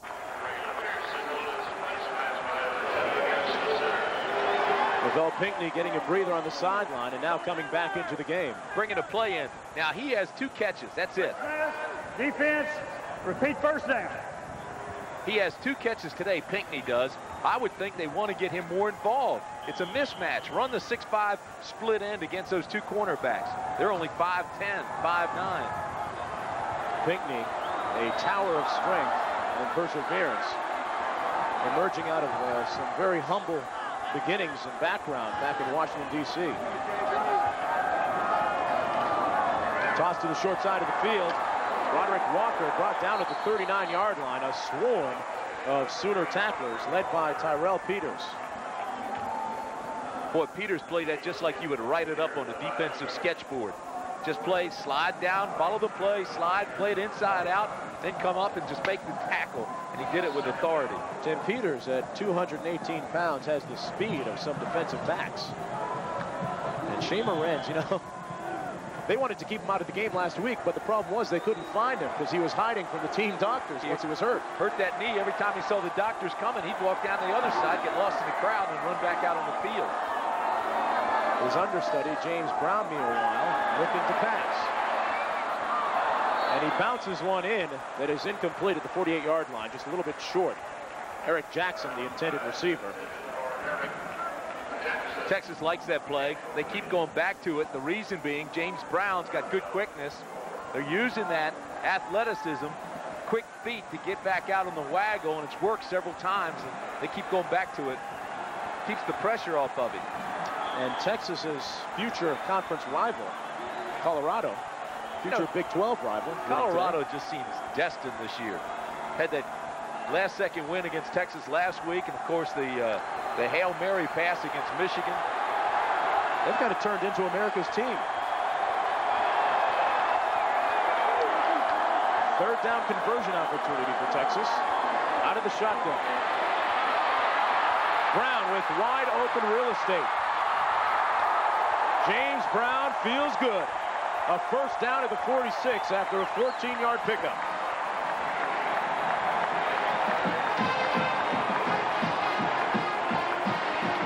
Again, using the quick feet.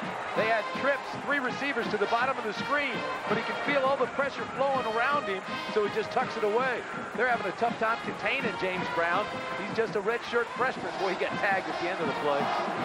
Showing that quickness, utilizing it, maximizing it. First down. Free James Brown. Hardest working quarterback on the field today.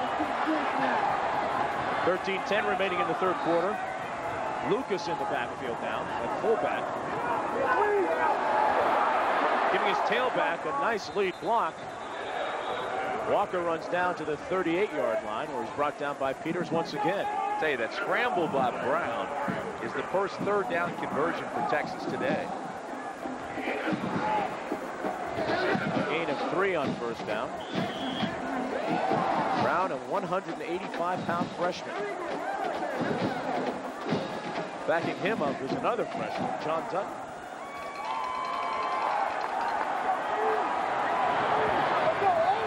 Second down and 7. Walker the tailback, Lucas the fullback. Pinkney split wide to the top of your screen. Little play action down the middle. Pinkney interfered with. No question. No question about it. Darius Johnson was all over him. And again, it's because it's a mismatch. Johnson is fighting for his life. It'll be first down Texas. I would continue to go back to this. All right, watch it from the secondary's view. Brown drops. Now watch. Here comes Pinkney. Boom, contact before the ball ever gets there. And a flag came immediately. Crowd doesn't like it, but no question. Darius Johnson jumped him. Keep in mind, Johnson's 5'9", Pinkney's 6'5". And he's a wide body. Look at that. I'm telling you. 200. Gives concerns. Oklahoma, a team which is much penalized, averaging 8 penalties a game for over 80 yards. Approaching that number right now. Priest Holmes now the tailback. He gets the draw. And he's brought down right at the 29-yard line by Mario Freeman, who is one of their better linebackers against the run. He says, not here, not today. No, see, and they're bringing those linebackers a lot, too, whether it's a run or a pass. Oklahoma likes to blitz. You know, the rule goes like this. You blitz a poor passer, you cover the field against good ones. But they've got a quarterback, James Brown, who has very little experience, so they're trying to bring the blitz. But they're showing a lot of different looks now. They're starting to mix things up. Been impressed with his ball handling today. Second down and 11. Holmes 5 carries, minus 8 yards total. Jackson in motion, the pitch to Priest. He's got to the corner. Out of bounds at the 6-yard line.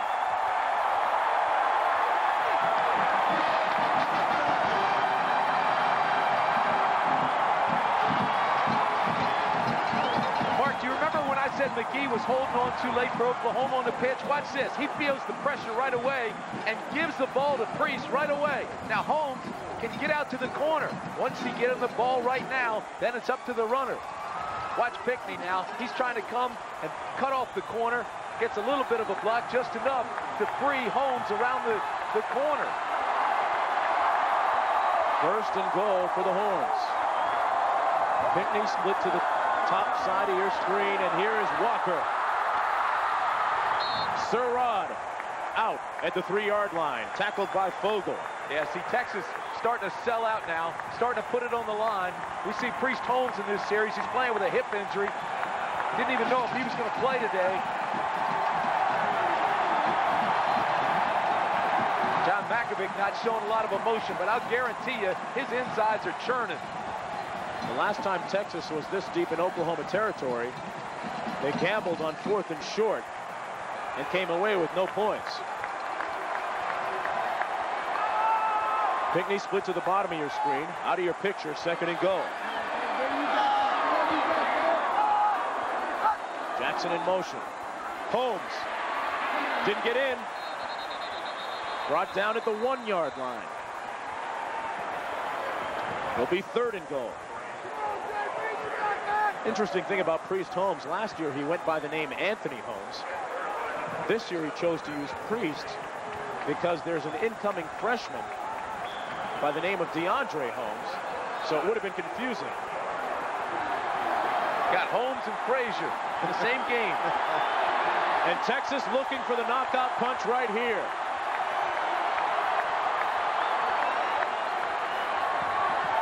Third and goal. They didn't get in. Peters once again strong against the run. And this time the field goal unit comes in. Oklahoma has allowed only 126 yards rushing a game. They're solid. Look at the pressure. Boom, they're coming from the outside. They've got the cornerback, Denton, 23, slamming it in. Now watch 44, Freeman. Slide, slide, inside out. Gets help. There's Peters, 45. They all get to the ball. 5 guys in on the tackle. And now in comes Phil Dawson, who's 9 of 10 on the year, along of 50. Chad Lucas will be his holder. This one coming from 19 yards out. He's only missed 1 all year. Lucas, the holder's a former quarterback. Watch him fake. Instead, Dawson drills it right down Main Street. And the Longhorns are finally on the board, but you would think they come away just a touch disappointed, although they did cash in 3 points. They had 1st and goal, but couldn't get it in the end zone. Instead, they settle for 3.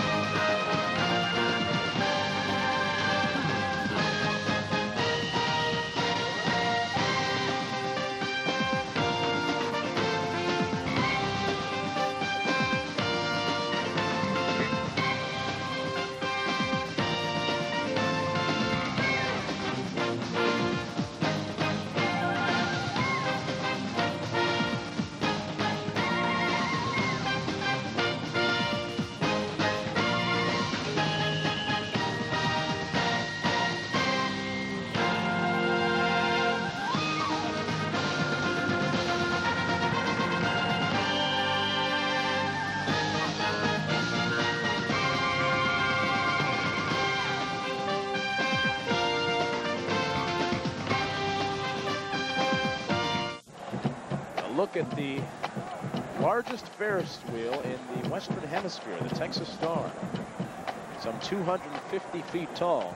And from there you can get a great view of the Cotton Bowl. They say 3 million people will visit that state fair. I had a chance to get on that thing this morning. I know, you wouldn't pay my way. Scoring drive, 11 plays, 80 yards. See, it took just over 5 minutes. 8 runs, 2 passes, and the field goal.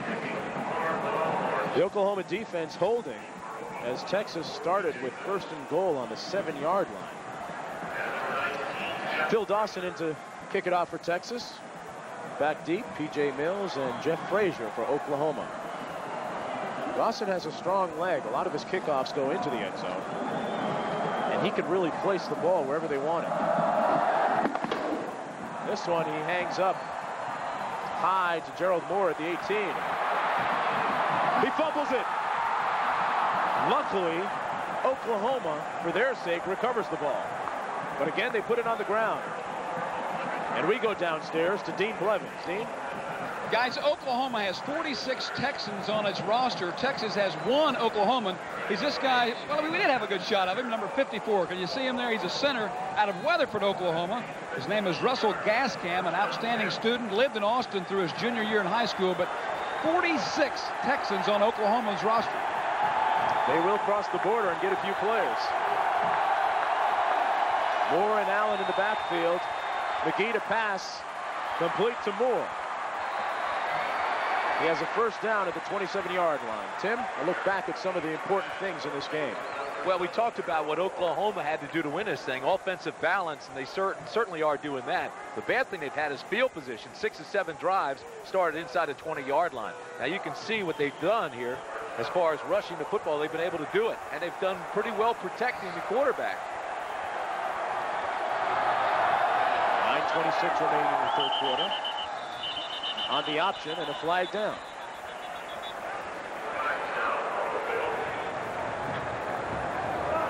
Well, the 4th time today that we've seen that happen. Try and figure this one out.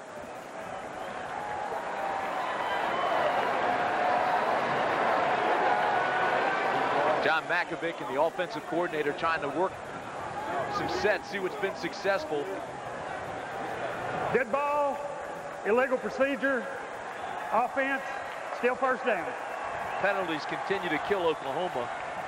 I think what John is concerned with there, Mackovic, they were down inside the 10 and couldn't push it in. So he and Gene Dahlquist now sitting there trying to scheme things for the short yardage and power offense. Sooners with the ball now.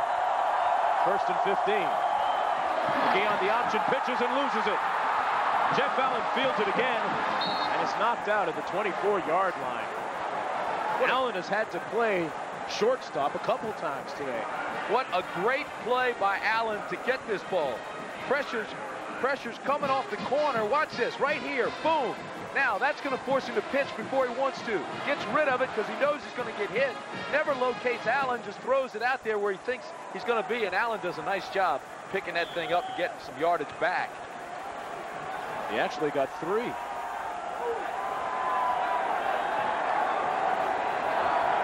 Approaching 9 minutes remaining in the third quarter. Mills and Hall split to the bottom of your screen. Moore down to the 30-yard line. He'll be about 6 yards short of the first down. 3rd and 6 coming up. Downstairs, back to Dean. Guys, the Oklahoma offensive coordinator, Watson Brown, is actually calling the audibles for the quarterback. He did it last year for senior Cale Gundy, so it's not really anything unusual for him. But if you'll watch at the line of scrimmage, especially when the safety walks up and it's essentially an 8-man front, Watson Brown will change the play at the line of scrimmage, and Garrett McGee will then change it for the team. He hasn't executed the option very well, but they've had the right play calls. Yeah, that's something they've done since Watson came to Oklahoma. They did that all last year as well. Here's McGee to pass now.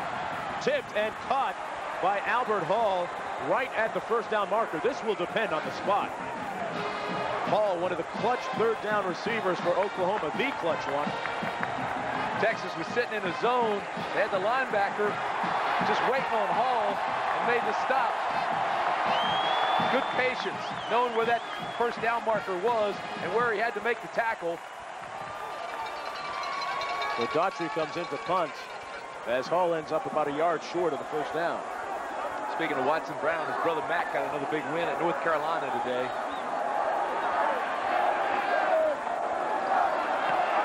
Daughtry gets off a low line drive punt. Fair catch called at the 18-yard line by Curtis Jackson. Might have had an opportunity to return that one. 46-yard punt, and some people just want to chill a little bit. We'll be right back. Cale Gundy, who works very closely with Garrett McGee. Gundy played in this game last year. Starting quarterback. Great all-conference leader, Cale Gundy. Pretty good cheerleader, too. Texas with the ball, 1st and 10 on their own 24. 7:42 remaining in the period.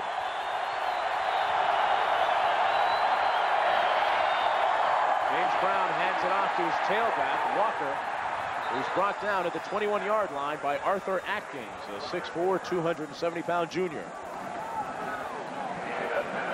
And don't forget, Monday Night Football this week, Minnesota takes on the New York Giants. Warren Moon adding a little offense, a new offensive dimension into the Minnesota attack this year. Going to retire LT's jersey. Lawrence Taylor having his number 56 set aside and retired during that ball game. Guy who really redefined that position.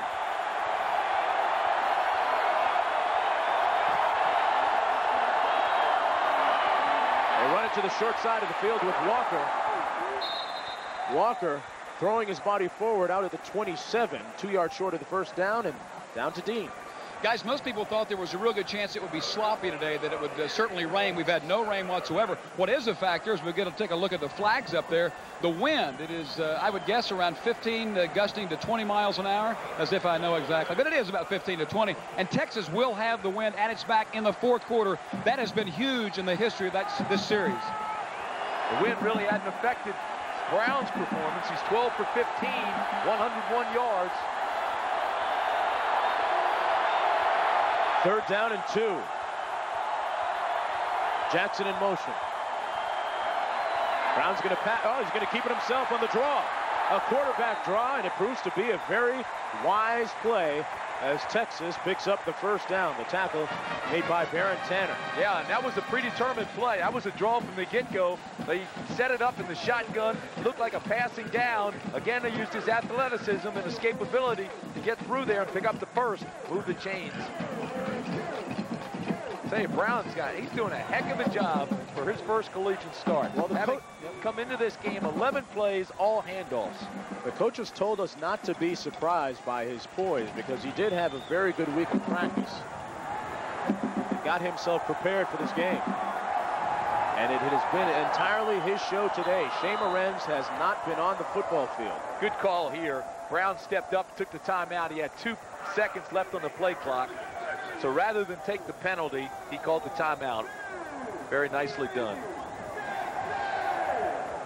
And Brown now talking things over with John Mackovic.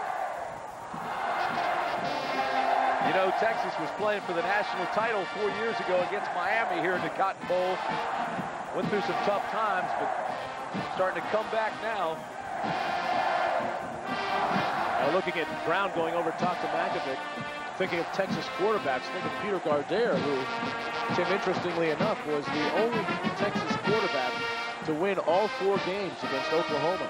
Yeah, that string was broken last year, obviously, with Gibbs and Oklahoma winning right here, holding actually Texas just to 3 points in the first half last year, held them to 7 here today.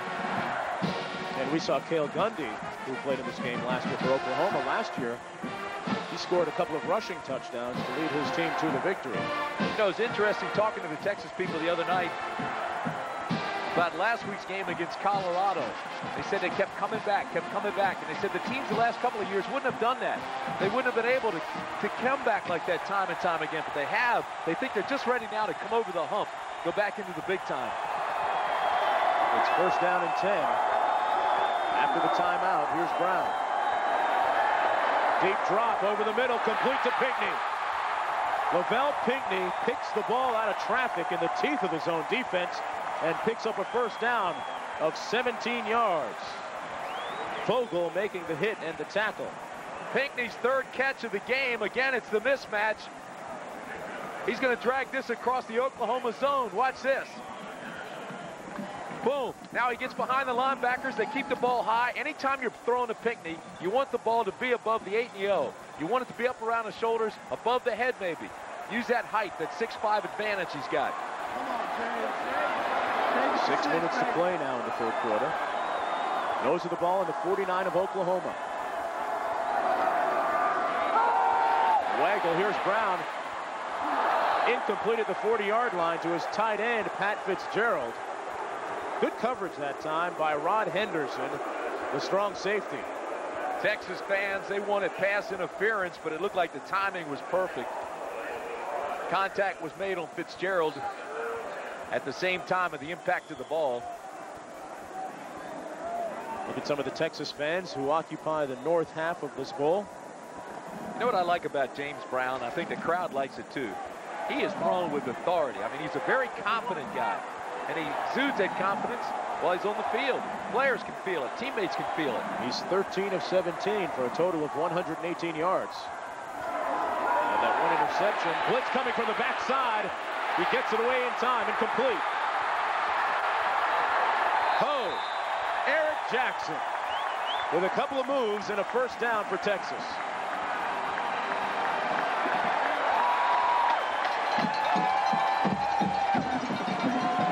Talk about a well-designed play. It's Pinckney who clears things out. Now here comes Jackson in motion. Now Pinckney will go deep. And now watch, Jackson cuts to the outside underneath of him. You see Pinckney's feet taking everybody deep. Just bring him underneath. I want to watch what he does with the ball after he makes the catch. Never quits. Texas moving the ball. 5:20 remaining in the third quarter. Little mix-up, but Brown makes something out of nothing and is brought down at the 30. Like he's tap dancing on a light bulb. He's got those quick feet. Never get too far off the ground. You know, if you're a defensive guy and you're playing against a guy like Brown, who's very shifty, very, very quick, what you have to do is break down and keep your vision on his numbers. Those numbers will never move. You watch his hips move or his feet, you're going to lose him. Keep an eye on those numbers. They don't move. Well, if he's anything like that other James Brown, those hips really do shake. Second down and 6 for Texas. Brown pulling out a little early. And they put it on the rug again. Now the question is, see, they're fighting for a fumble, but there was a flag down. They called movement before the snap. So it's no play. It's a dead ball foul, no fumble. Talk about balance. Texas 136 yards rushing, 133 yards passing.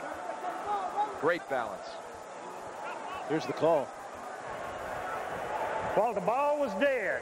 False start on the offense. Still second down.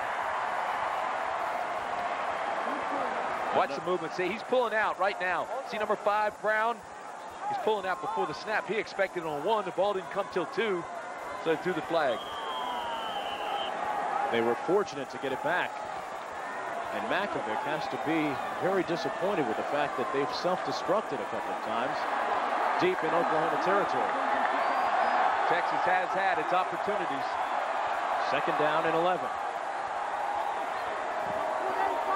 Backs in the offset eye. Goes to the fullback, who's breaking it outside. Juan Kemp with a nice run, and he's brought down by Johnson, but not after a 13-yard pickup.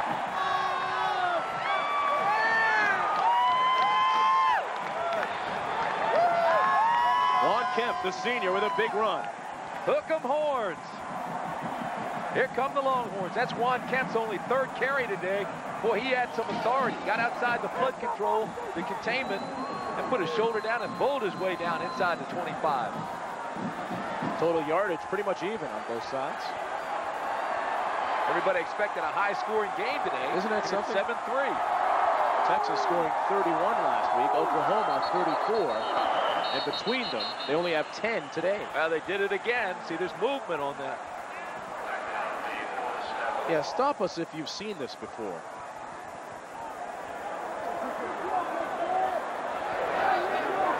Well, the ball was dead. False start, offense. Still first down. They're killing themselves, killing themselves.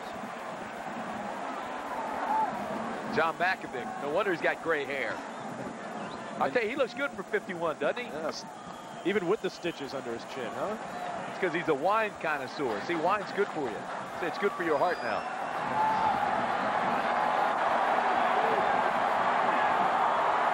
First and 15. They push it back 5.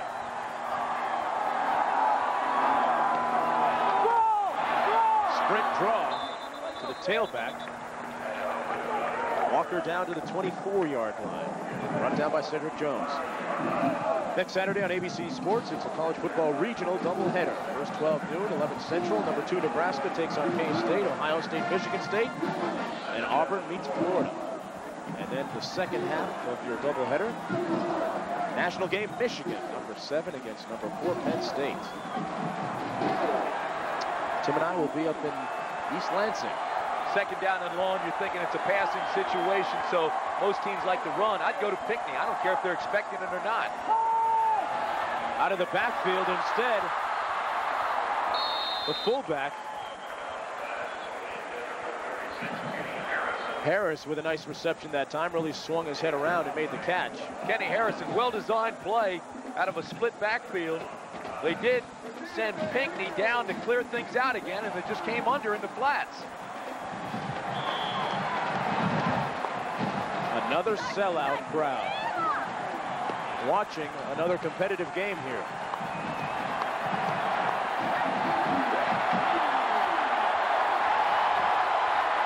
Big third down play here. Huge. Out of the shotgun, Brown. Got him. Complete. Lucas. And he has the first down at the 9.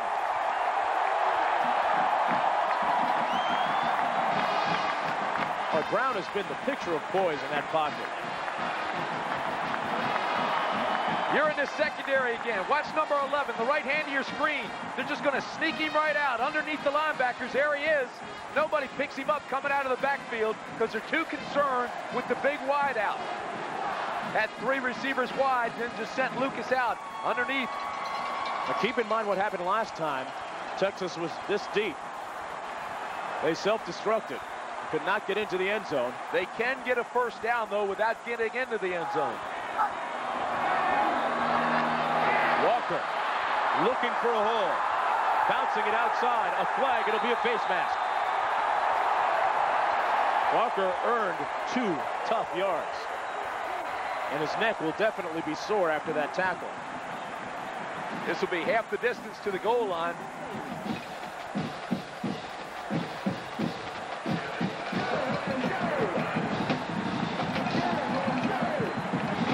No question, it was a face mask at the end of the play.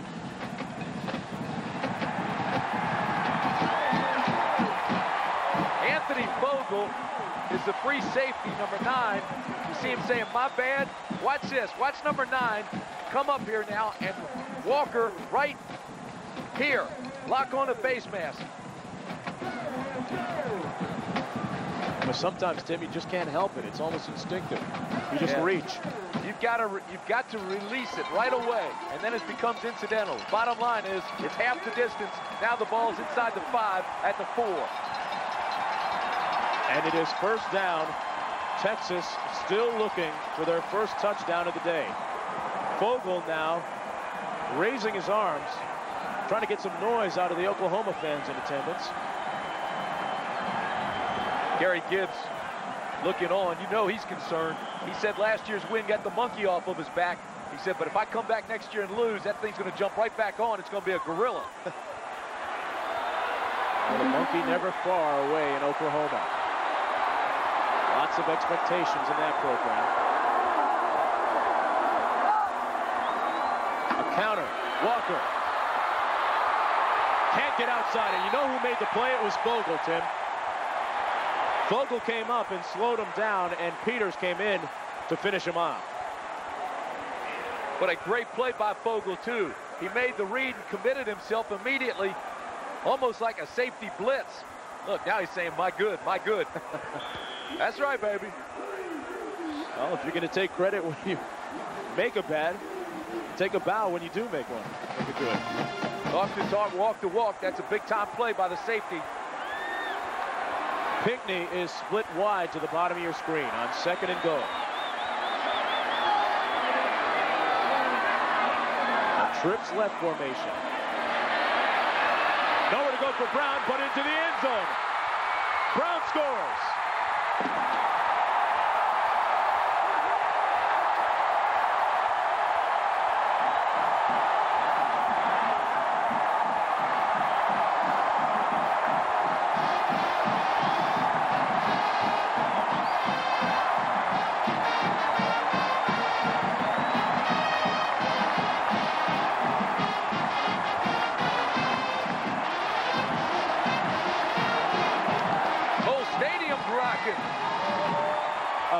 15-play, 81-yard drives, using up 7:25 on the clock.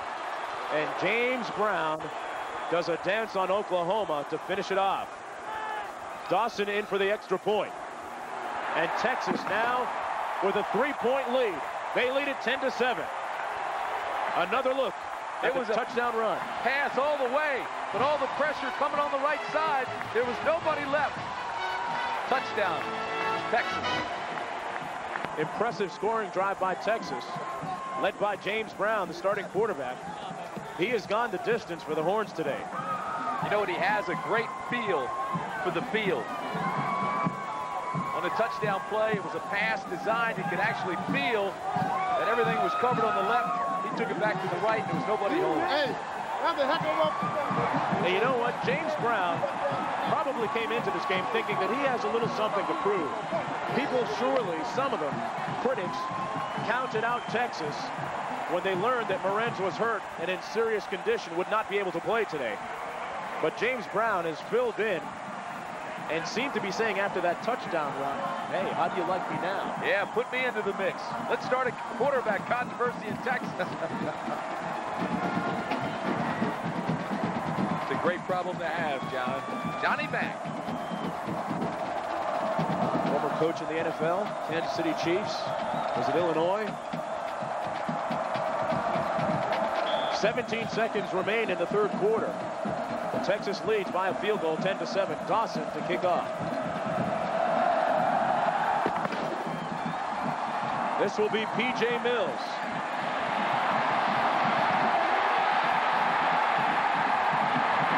And he goes east-west instead of north-south. The Horns starting to hook the Sooners just a little bit here. With 10 seconds remaining now in the quarter. You know what the biggest difference is? Time of possession. Look at this. Texas has held the ball 12 minutes and 40 seconds of this in the second half here. Just 2 minutes for Oklahoma. Boy, you can't score if you don't have the ball. And that offense then becomes your best defense. Sure does. And a nice balance in play selection by the Horns. Here comes McGee, who keeps it on the option and is brought down at the 19 by Chris Akins. And that's the last play of the third quarter, as the eyes of Texas are smiling on the Horns. We'll return with more action between Texas and Oklahoma after this message and a word from our AB.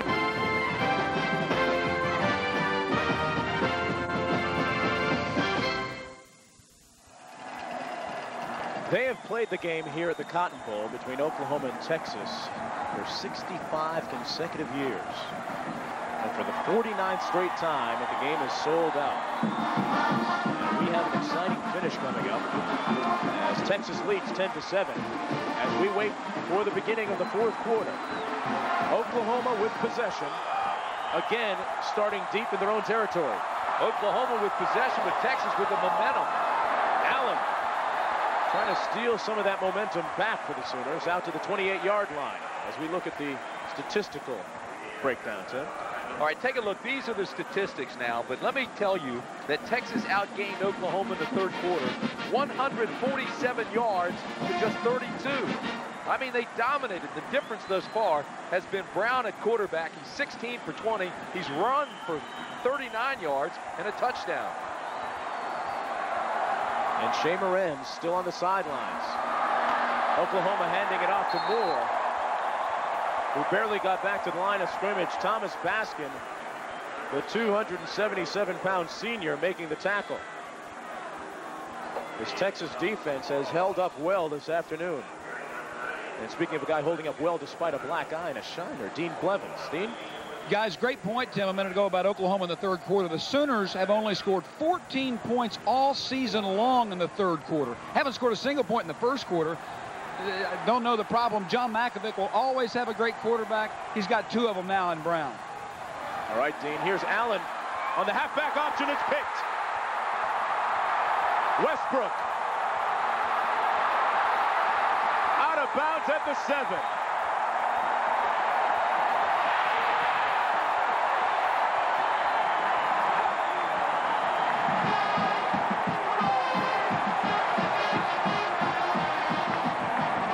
Westbrook with his second pick of the day.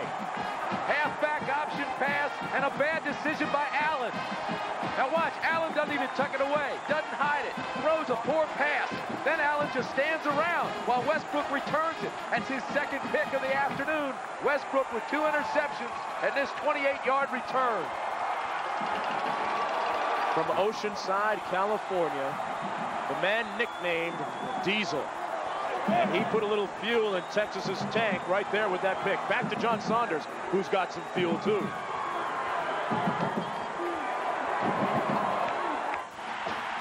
Mark, the Fighting Illini of Illinois against the Ohio State Buckeyes in the Big Ten. This is the final play of the third quarter. Johnny Johnson airs it out. Somebody blew the coverage. Jasper Strong is wide open, gets the touchdown, and the Illini lead by a touchdown. Mark. Really never happened at the end of the quarter. But back here, Bryant Westbrook just made a pivotal play for Texas. Yeah, the Diesel, I tell you, that was a gift, though. I mean, that ball was thrown right to him. The Texas secondary has been the shining point and the bright spot of that defensive unit all year. Today playing without Joey Ellis, and Westbrook picking up the slack. Here's Priest Holmes.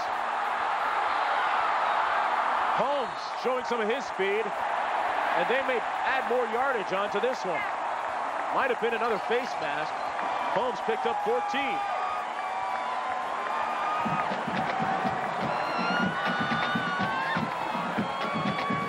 We'll wait for the call.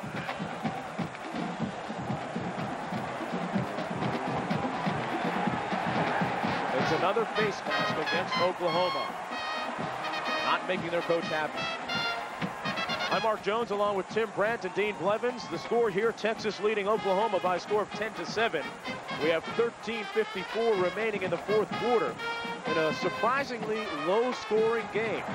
Face mask, defense, first down.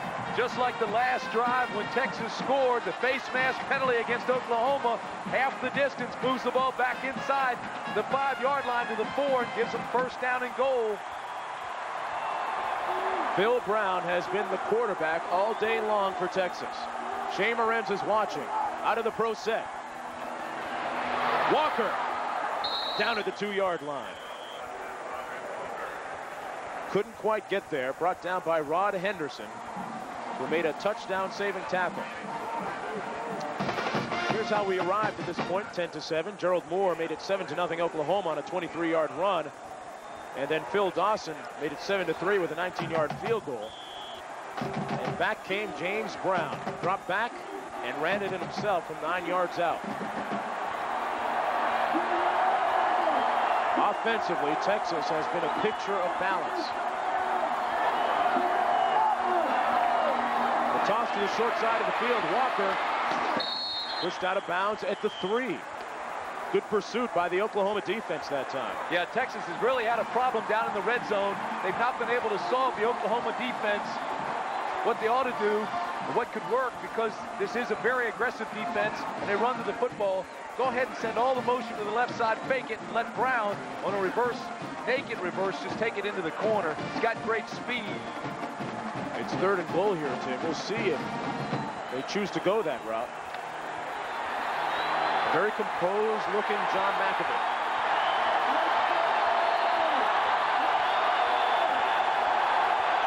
Split back set. Lucas in motion. They give it into the end zone, wide open, touchdown Texas. Fitzgerald.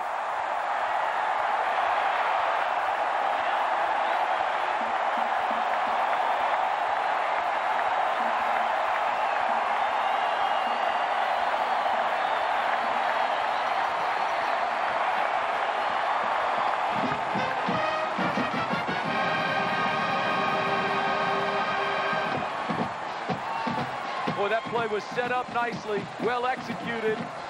The play action just froze everybody while Fitzgerald slipped through. Dawson with the extra point and a chance to give Texas a 10-point lead at 17-7. He is perfect on the year and remains that way. And another look at that touchdown, Tim, by Fitzgerald. Brown is so cool and composed. Coming at you, reverse angle, let it roll, and here comes the play action. The fake, the linebackers are frozen. Brown just lays it up, Fitzgerald wide open. They didn't even see him coming. Texas leads by 10. Third is former All-American defensive lineman Lucius Selman of Oklahoma, ripping into his defense just a little bit, delivering a strong message. Meanwhile, on the other side, John Makovic's got to be pleased because his Longhorns have had the ball 29 plays this half. Oklahoma just 7.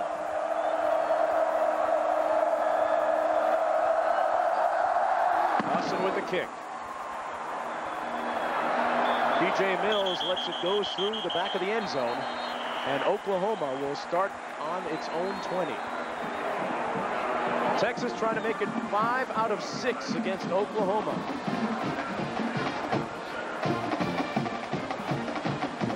Pretty good lineup tomorrow night on ABC, America's Funniest Home Videos. Then On Our Own, followed by Lois and Clark.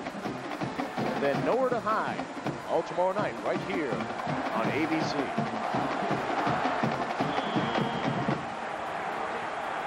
Oklahoma 1st and 10. Oklahoma has had poor field position all day. Hall with the reception. And he has a first down at the 43-yard line. A 24-yard pickup and a dart delivered by the quarterback, Eric McGee. You know, if you're a Sooner with 13 minutes left in the ball game, you got to believe you're still very much in this ball game. Watch Hall now get the push off. They're playing soft. They've got a lead, so they're playing soft. They're getting off on the zone. He finds the open area. McGee puts the ball right there for him. All out of Bay City, Texas. Chris Gibbs has to be kicking himself right now. It was a trick play that set up the Longhorns touchdown on a halfback option pass. And here's Moore trying to get some more. Out of bounds to the 48, and there's a flag down. I believe it's going to be holding against the Sooners.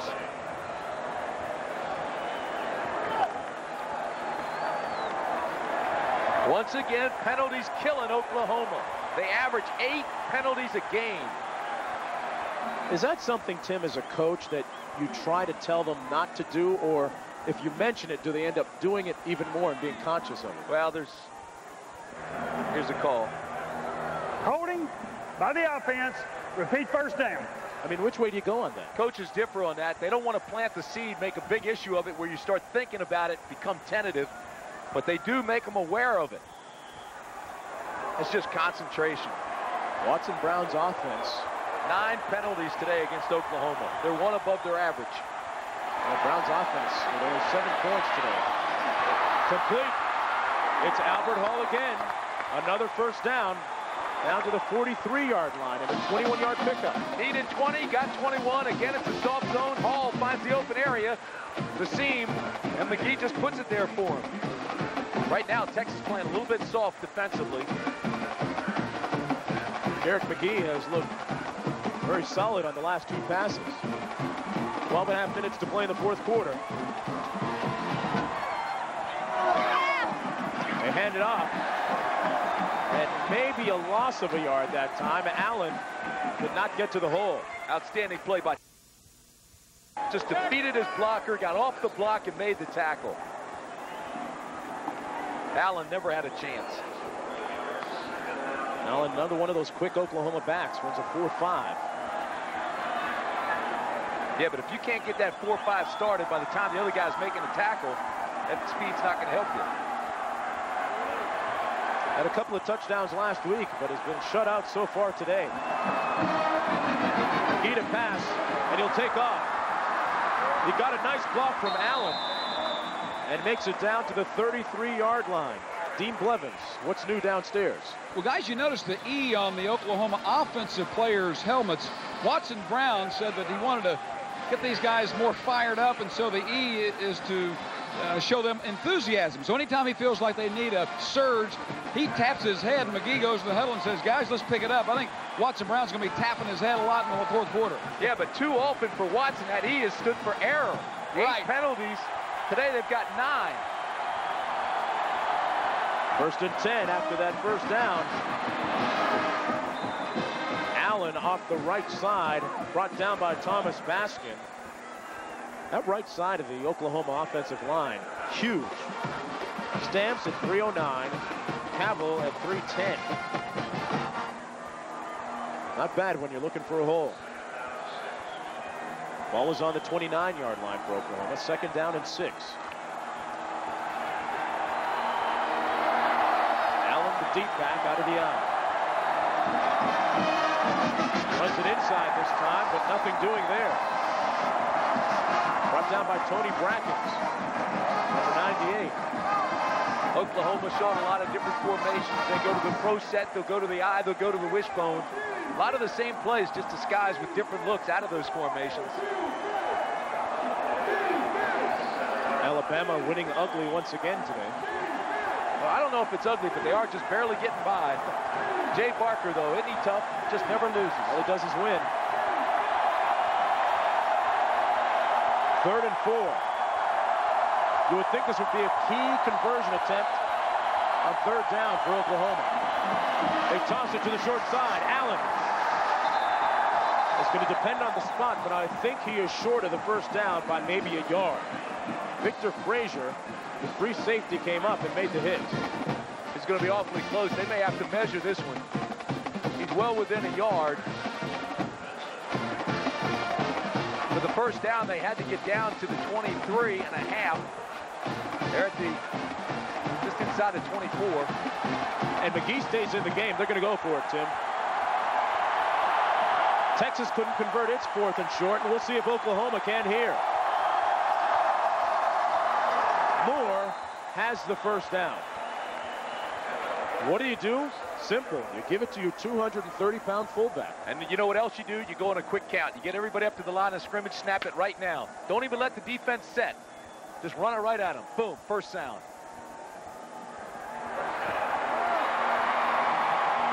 Tomorrow, ABC Sports presents 2 specials. First at 4 Eastern, 3 Central and Pacific. Join Billie Jean King, Martina Navratilova, and Jackie Joyner-Kersee as some of the greatest female athletes in history tell their stories. Hear from those who have played the game, spot the battles for equality in a passion to play. Stories of women in sports. Following that, the Gold Bear takes a look back at the biggest events of the year in golf. It's Jack Nicklaus, the best of golf 1994. Oklahoma trying the middle on 1st down, and they find a lot of Texas resistance. 9:15 to play in the ball game, and Texas has a 17-7 lead. And that time now becomes a factor with 9:10 left. They've got to score here. They've got to start battling that clock. Hall comes out of the game. In comes Broderick Robertson at tackle. P.J. Mills split wide. McGee for Mills. Incomplete. And Mills wants a face guarding call. You know, and I think he's justified in asking for one. Victor Frazier never did turn around to locate the ball. And there was some contact. Take a look at the end of the play, see if we can pick it up. Here comes the ball. There's the contact. Frazier's never looking back for the ball to locate it. You don't look back, you make contact. That should draw a flag. One more look at it, Tim. I think Texas got away with one here. Watch this. Watch the end of the play. Boom. There's the contact. The left hand comes out. He's pushing him away. Oklahoma is 4 for 9 on 3rd down conversions, and Albert Hall comes onto the field and promptly calls a timeout. So as McGee thinks it over, so will we. We'll be right back. College football on ABC Sports has been brought to you by Lexus, makers of the 1995 ES300. Let others follow. Craftsman Tools, only at Sears, the home of America's craftsmen. The beer that's colder, bolder, yet smooth as ice. Molson Ice from Canada, the land where ice was born. And Domino's Pizza, when it's got to be good, and it's got to be now, it's got to be Domino's. Look at the clear sky in the background of the Dallas skyline. 3rd down and long. Oklahoma 4 for 9 on 3rd down situations.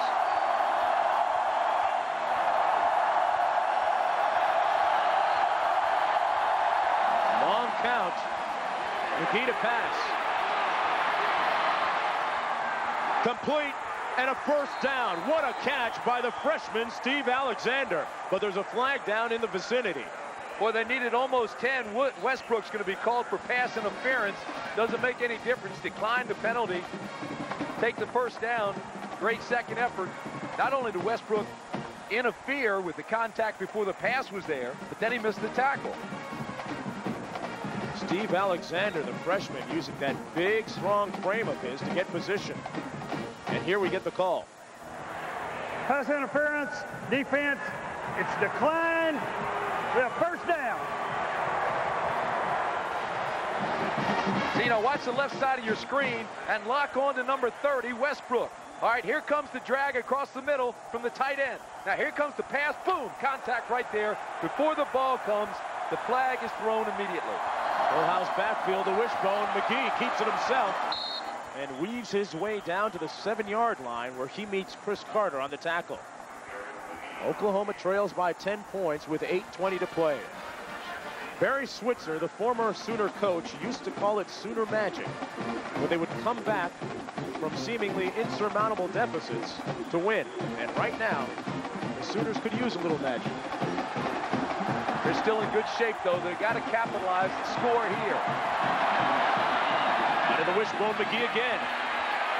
Tiptoes over one tackler, Brackens, and is brought down in the middle of the field at the 7-yard line by Baskin.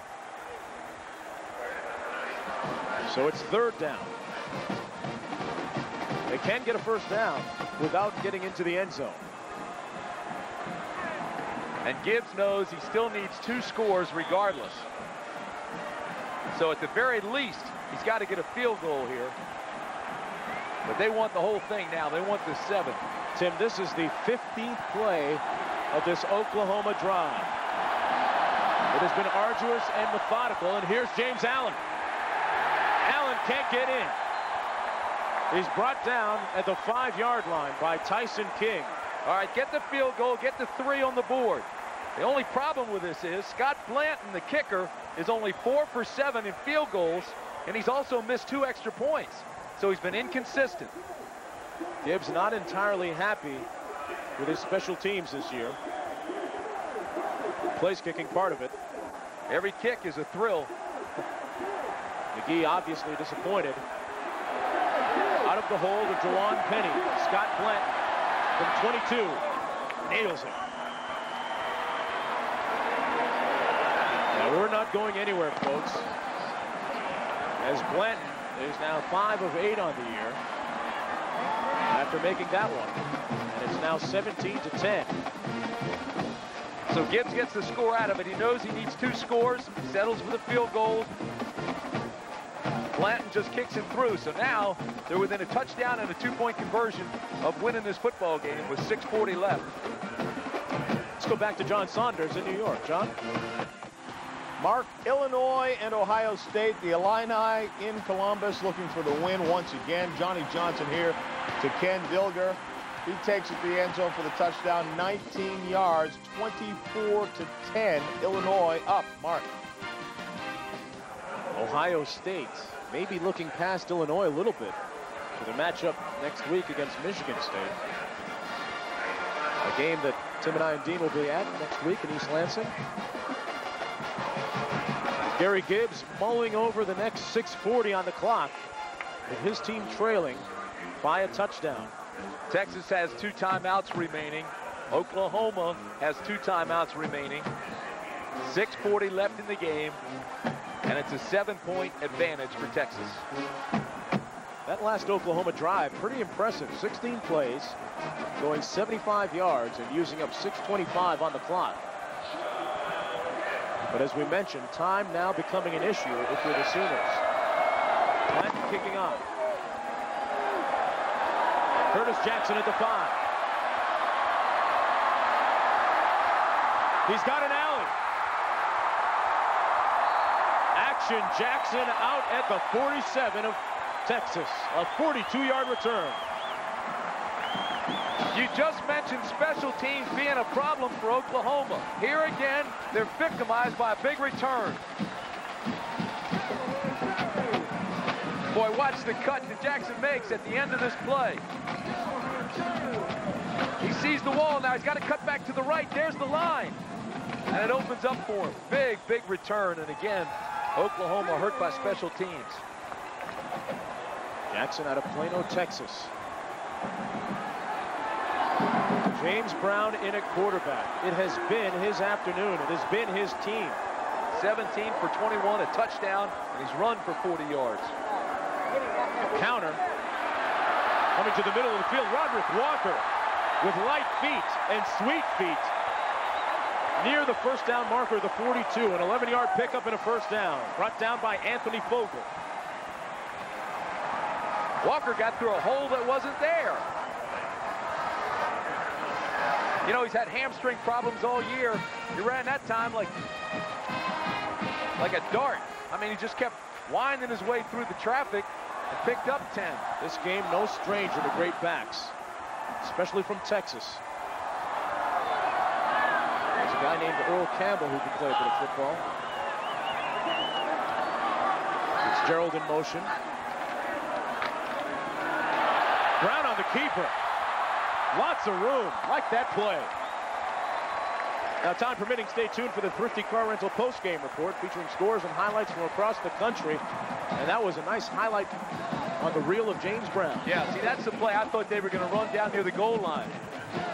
Because of the active pursuit of the Sooners, that play's been available to them all afternoon. Tim, I mentioned Earl Campbell and the recruiting wars that go on between these two programs. It is so very intense. A lot of these players know each other from high school days. The buddies on their high school teams, Pop Warner teams. This is for border bragging rights. Walker up the middle down to the 32-yard line. What a difference a half makes. You know, Texas in the first half had only 73 yards rushing. This half, well over 121 yards.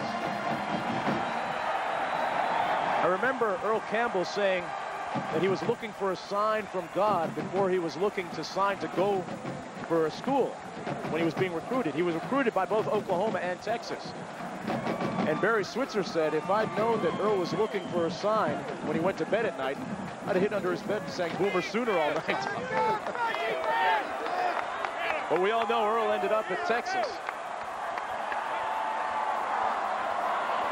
Lucas in at fullback now. Walker the tailback. And the same play. But this time, Oklahoma got a beat on it.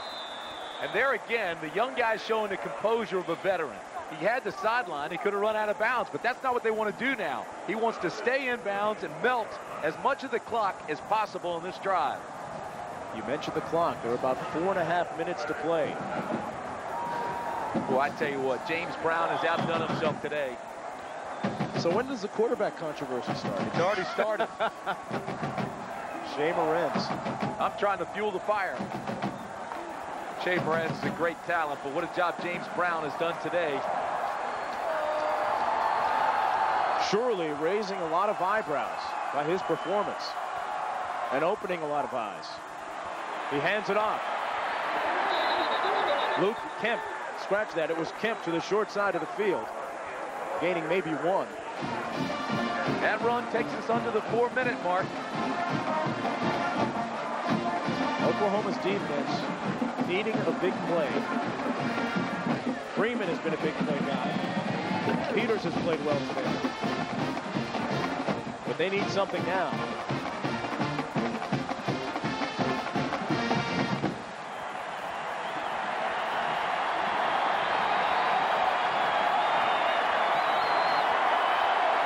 It is 3rd down and long for Texas. At the very least, you want to position the ball for a field goal.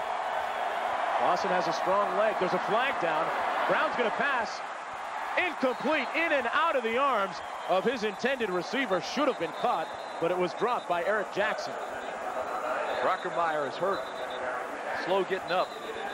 Let's investigate the flag.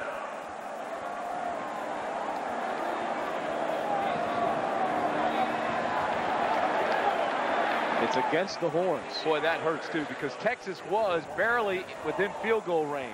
Dawson, his longest is a 50-yard field goal right now, or before that penalty, it would have been a 48-yarder. Now that moves him out of his range. Illegal motion, offense, decline. 4th down. See, that's smart on Oklahoma's part. And in comes Phil Dawson.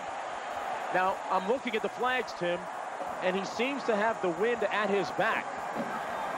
So he has a bit of an advantage, Dawson does. The ball is on the 31-yard line. So the attempt will come from 48 yards out. Again, I tell you, his longest in his career is 50 yards. This is 48. This would be huge for Texas. It would mean Oklahoma would need 2 scores. And he pushes this one right. And Oklahoma breathes a collective, huge sigh of relief. Boy, he had the distance. Dawson had an opportunity to put a nail in the Oklahoma coffin, but misses by that much. We'll be back. So Texas and OU entered the border war ranked number 1 and 2.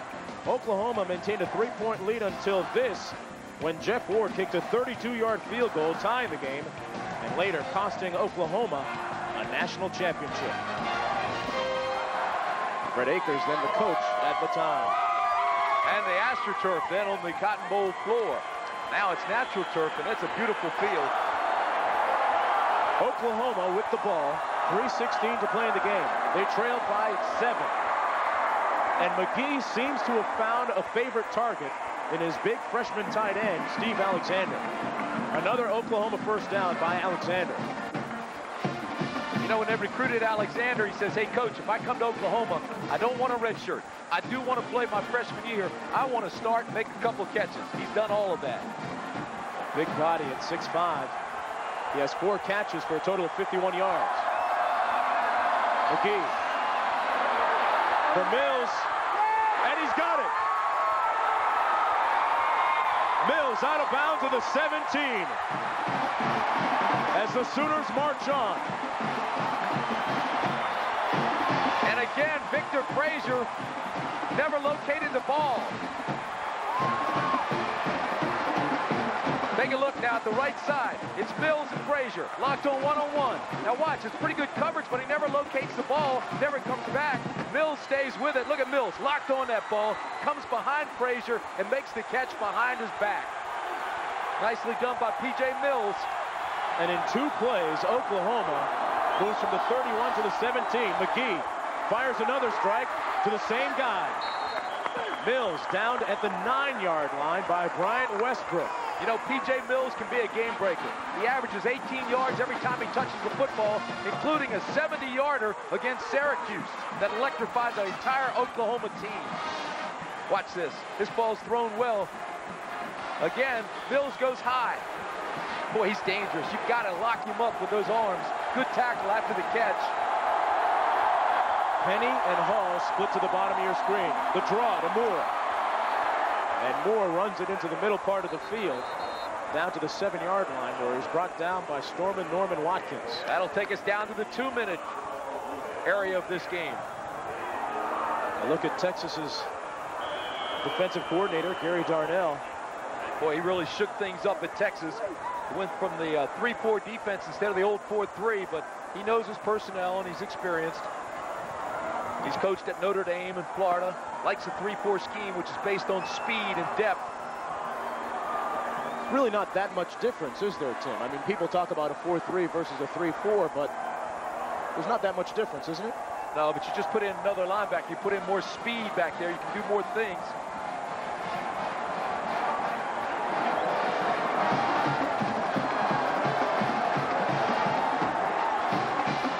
Under 2 minutes to play now in this ball game. Look at the timeout situation. Oklahoma trailing by 7 points.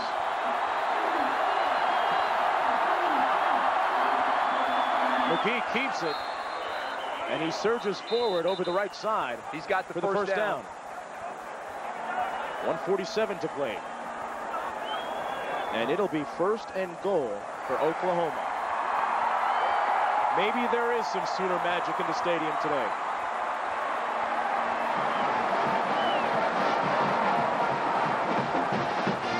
Several things to consider now if you're Oklahoma. Number one, you've got to get it in the end zone. Number two, you want to go for the two-point conversion because you want to win the game. Forget the tie. Number three, you don't want to give too much time back to Texas. We'll see how this scenario plays out. Allen in motion. The give is to the fullback Moore, who maybe got a yard. Clock running with 1:30 to play. That's all right. Let the clock run if you're an Oklahoma guy. Take your time.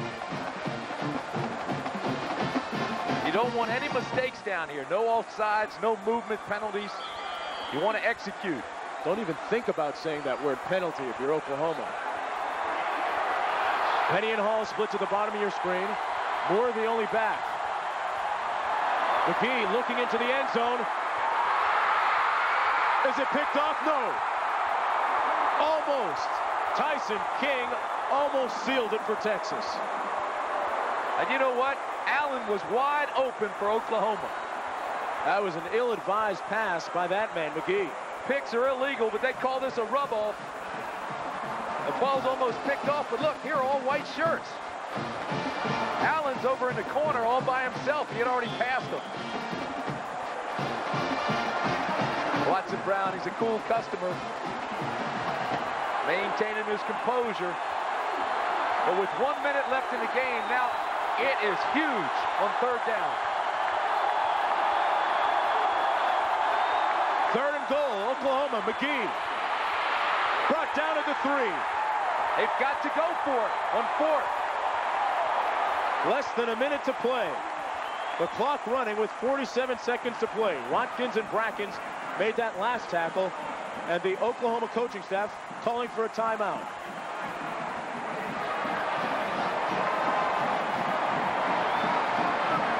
I'm Mark Jones along with Tim Brandt and Dean Blevins here at the Cotton Bowl in Dallas, Texas. Texas leads Oklahoma 17-10 with 43 seconds to play in the game. The Sooners have the ball. It is 4th and goal from the 3.5-yard line. Oklahoma just took a timeout. They've got one left. It doesn't matter. They only have one play to score. It's 4th down. They've got to put pressure on the corner and give the option to McGee to pass or run. The story of the game, if you're just joining us, has been quarterback Shea Morenz, who has not played. His understudy, his fill-in, James Brown, has come in and done a masterful job engineering that offensive attack for Texas. Garrett McGee, meanwhile, going into this last series, was 9 of 15 passing for 133 yards with 1 interception. He's run the ball for 55 yards. And that is James Brown. Makovic talking to him in case he has to go in one more series. And a look at Shea Morenz, who has not played today because of a bad knee, a sprained knee. But all the pressure of the world right now is on McGee of Oklahoma. Not only do they need to get the touchdown here on 4th down, but then they have to go for the 2. And McGee trying to get those Oklahoma fans to make some noise. This is the ball game for them.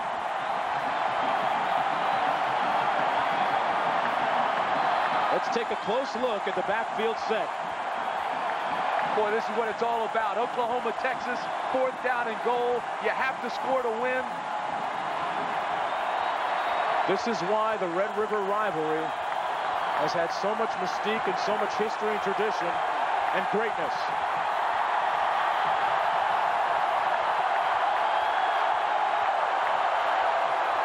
The reverse. One man to beat. Allen, no!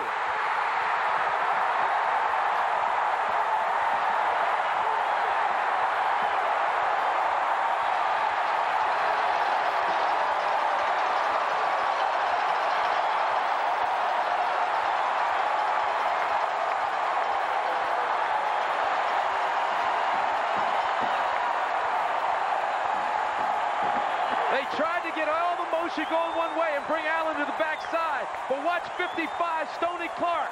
Here he comes, one-on-one. Bam! The hit, 6'1", 343 pounds. He broke down. He gave one way to run and made the stop. The biggest play of his life. Stoney Clark. He's an English major. He's writing his own autobiography. He's bigger than Rush Limbaugh. Watch 55. Here he comes. Bam! Knocks him away from the goal line. The big man put a lot of giddy up in his gallop and got there in time. Oh, what a great play. They'll be taking him out to dinner tonight. He was a defensive tackle the last 2 years and moved him to nose guard, and he's flourished. The Texas defense, which last week gave up 34 points to Colorado, stones Oklahoma, and they have held the Sooners to just 10 points this afternoon. Downstairs to Dean. Guys, this is a significant game. I believe it's one now that Texas really believes it is back. It has beaten Oklahoma with a backup quarterback, with a lot of other great players out. OU now really becomes concerned, disappointed. Gary Gibbs has now brought 6 teams in favored and is now 1-5. He said this is his best team since '87. Next is Colorado, Kansas, and Kansas State. Another flag on the play. Dean, let me ask you, being an Oklahoma guy, former player down there close to the situation, is Gibbs under any pressure? Well, he's done a remarkable job in academics and also keeping kids in terms of the image. People in Oklahoma want to win like they do in Alabama, like they do at Texas. The pressure is to win. There's a lot left to the season. Big disappointment.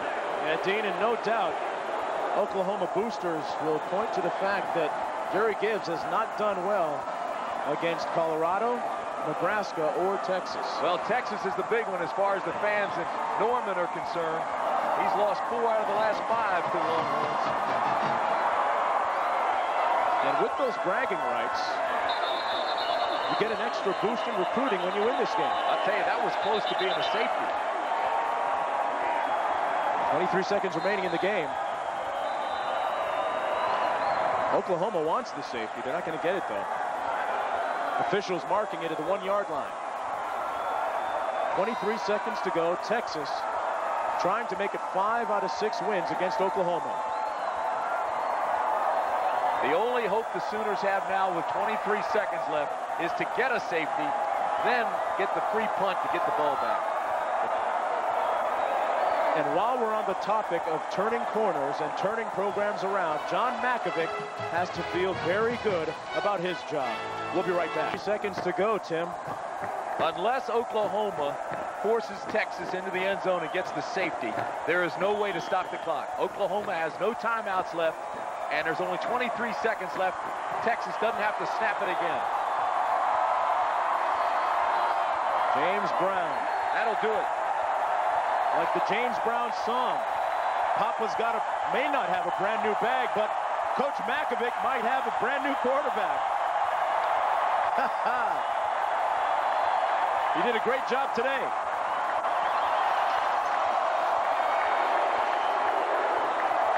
Look at the cameras, the microphones all over. Brown, he's the new star, the new hero. A star is born on a clear afternoon here in Dallas, Texas at the Cotton Bowl. The Chevrolet most valuable players of the game are James Brown, who was 17 of 22, 152 yards passing for Texas, and Gerald Moore, who ran the ball 13 times for 76 yards with a touchdown for Oklahoma. Chevrolet will donate $1,000 to each school's general scholarship fund to reward outstanding students for their academic achievements and to assist those in financial need. And coming up next, it's the Thrifty Car Rental postgame report featuring scores and highlights. But the big play of the game made by Stoney Clark, who stones the Sooners. Came back on the misdirection. Allen trying to get around the corner to score. Now watch this. First they turn him back inside, and here comes old Big 55, Stoney Clark. 343 pounds and the biggest play of the game. The eyes of Texas smiling on the Longhorns this Saturday afternoon. Stay tuned for the Thrifty Car Rental postgame report. Final score, 17-10.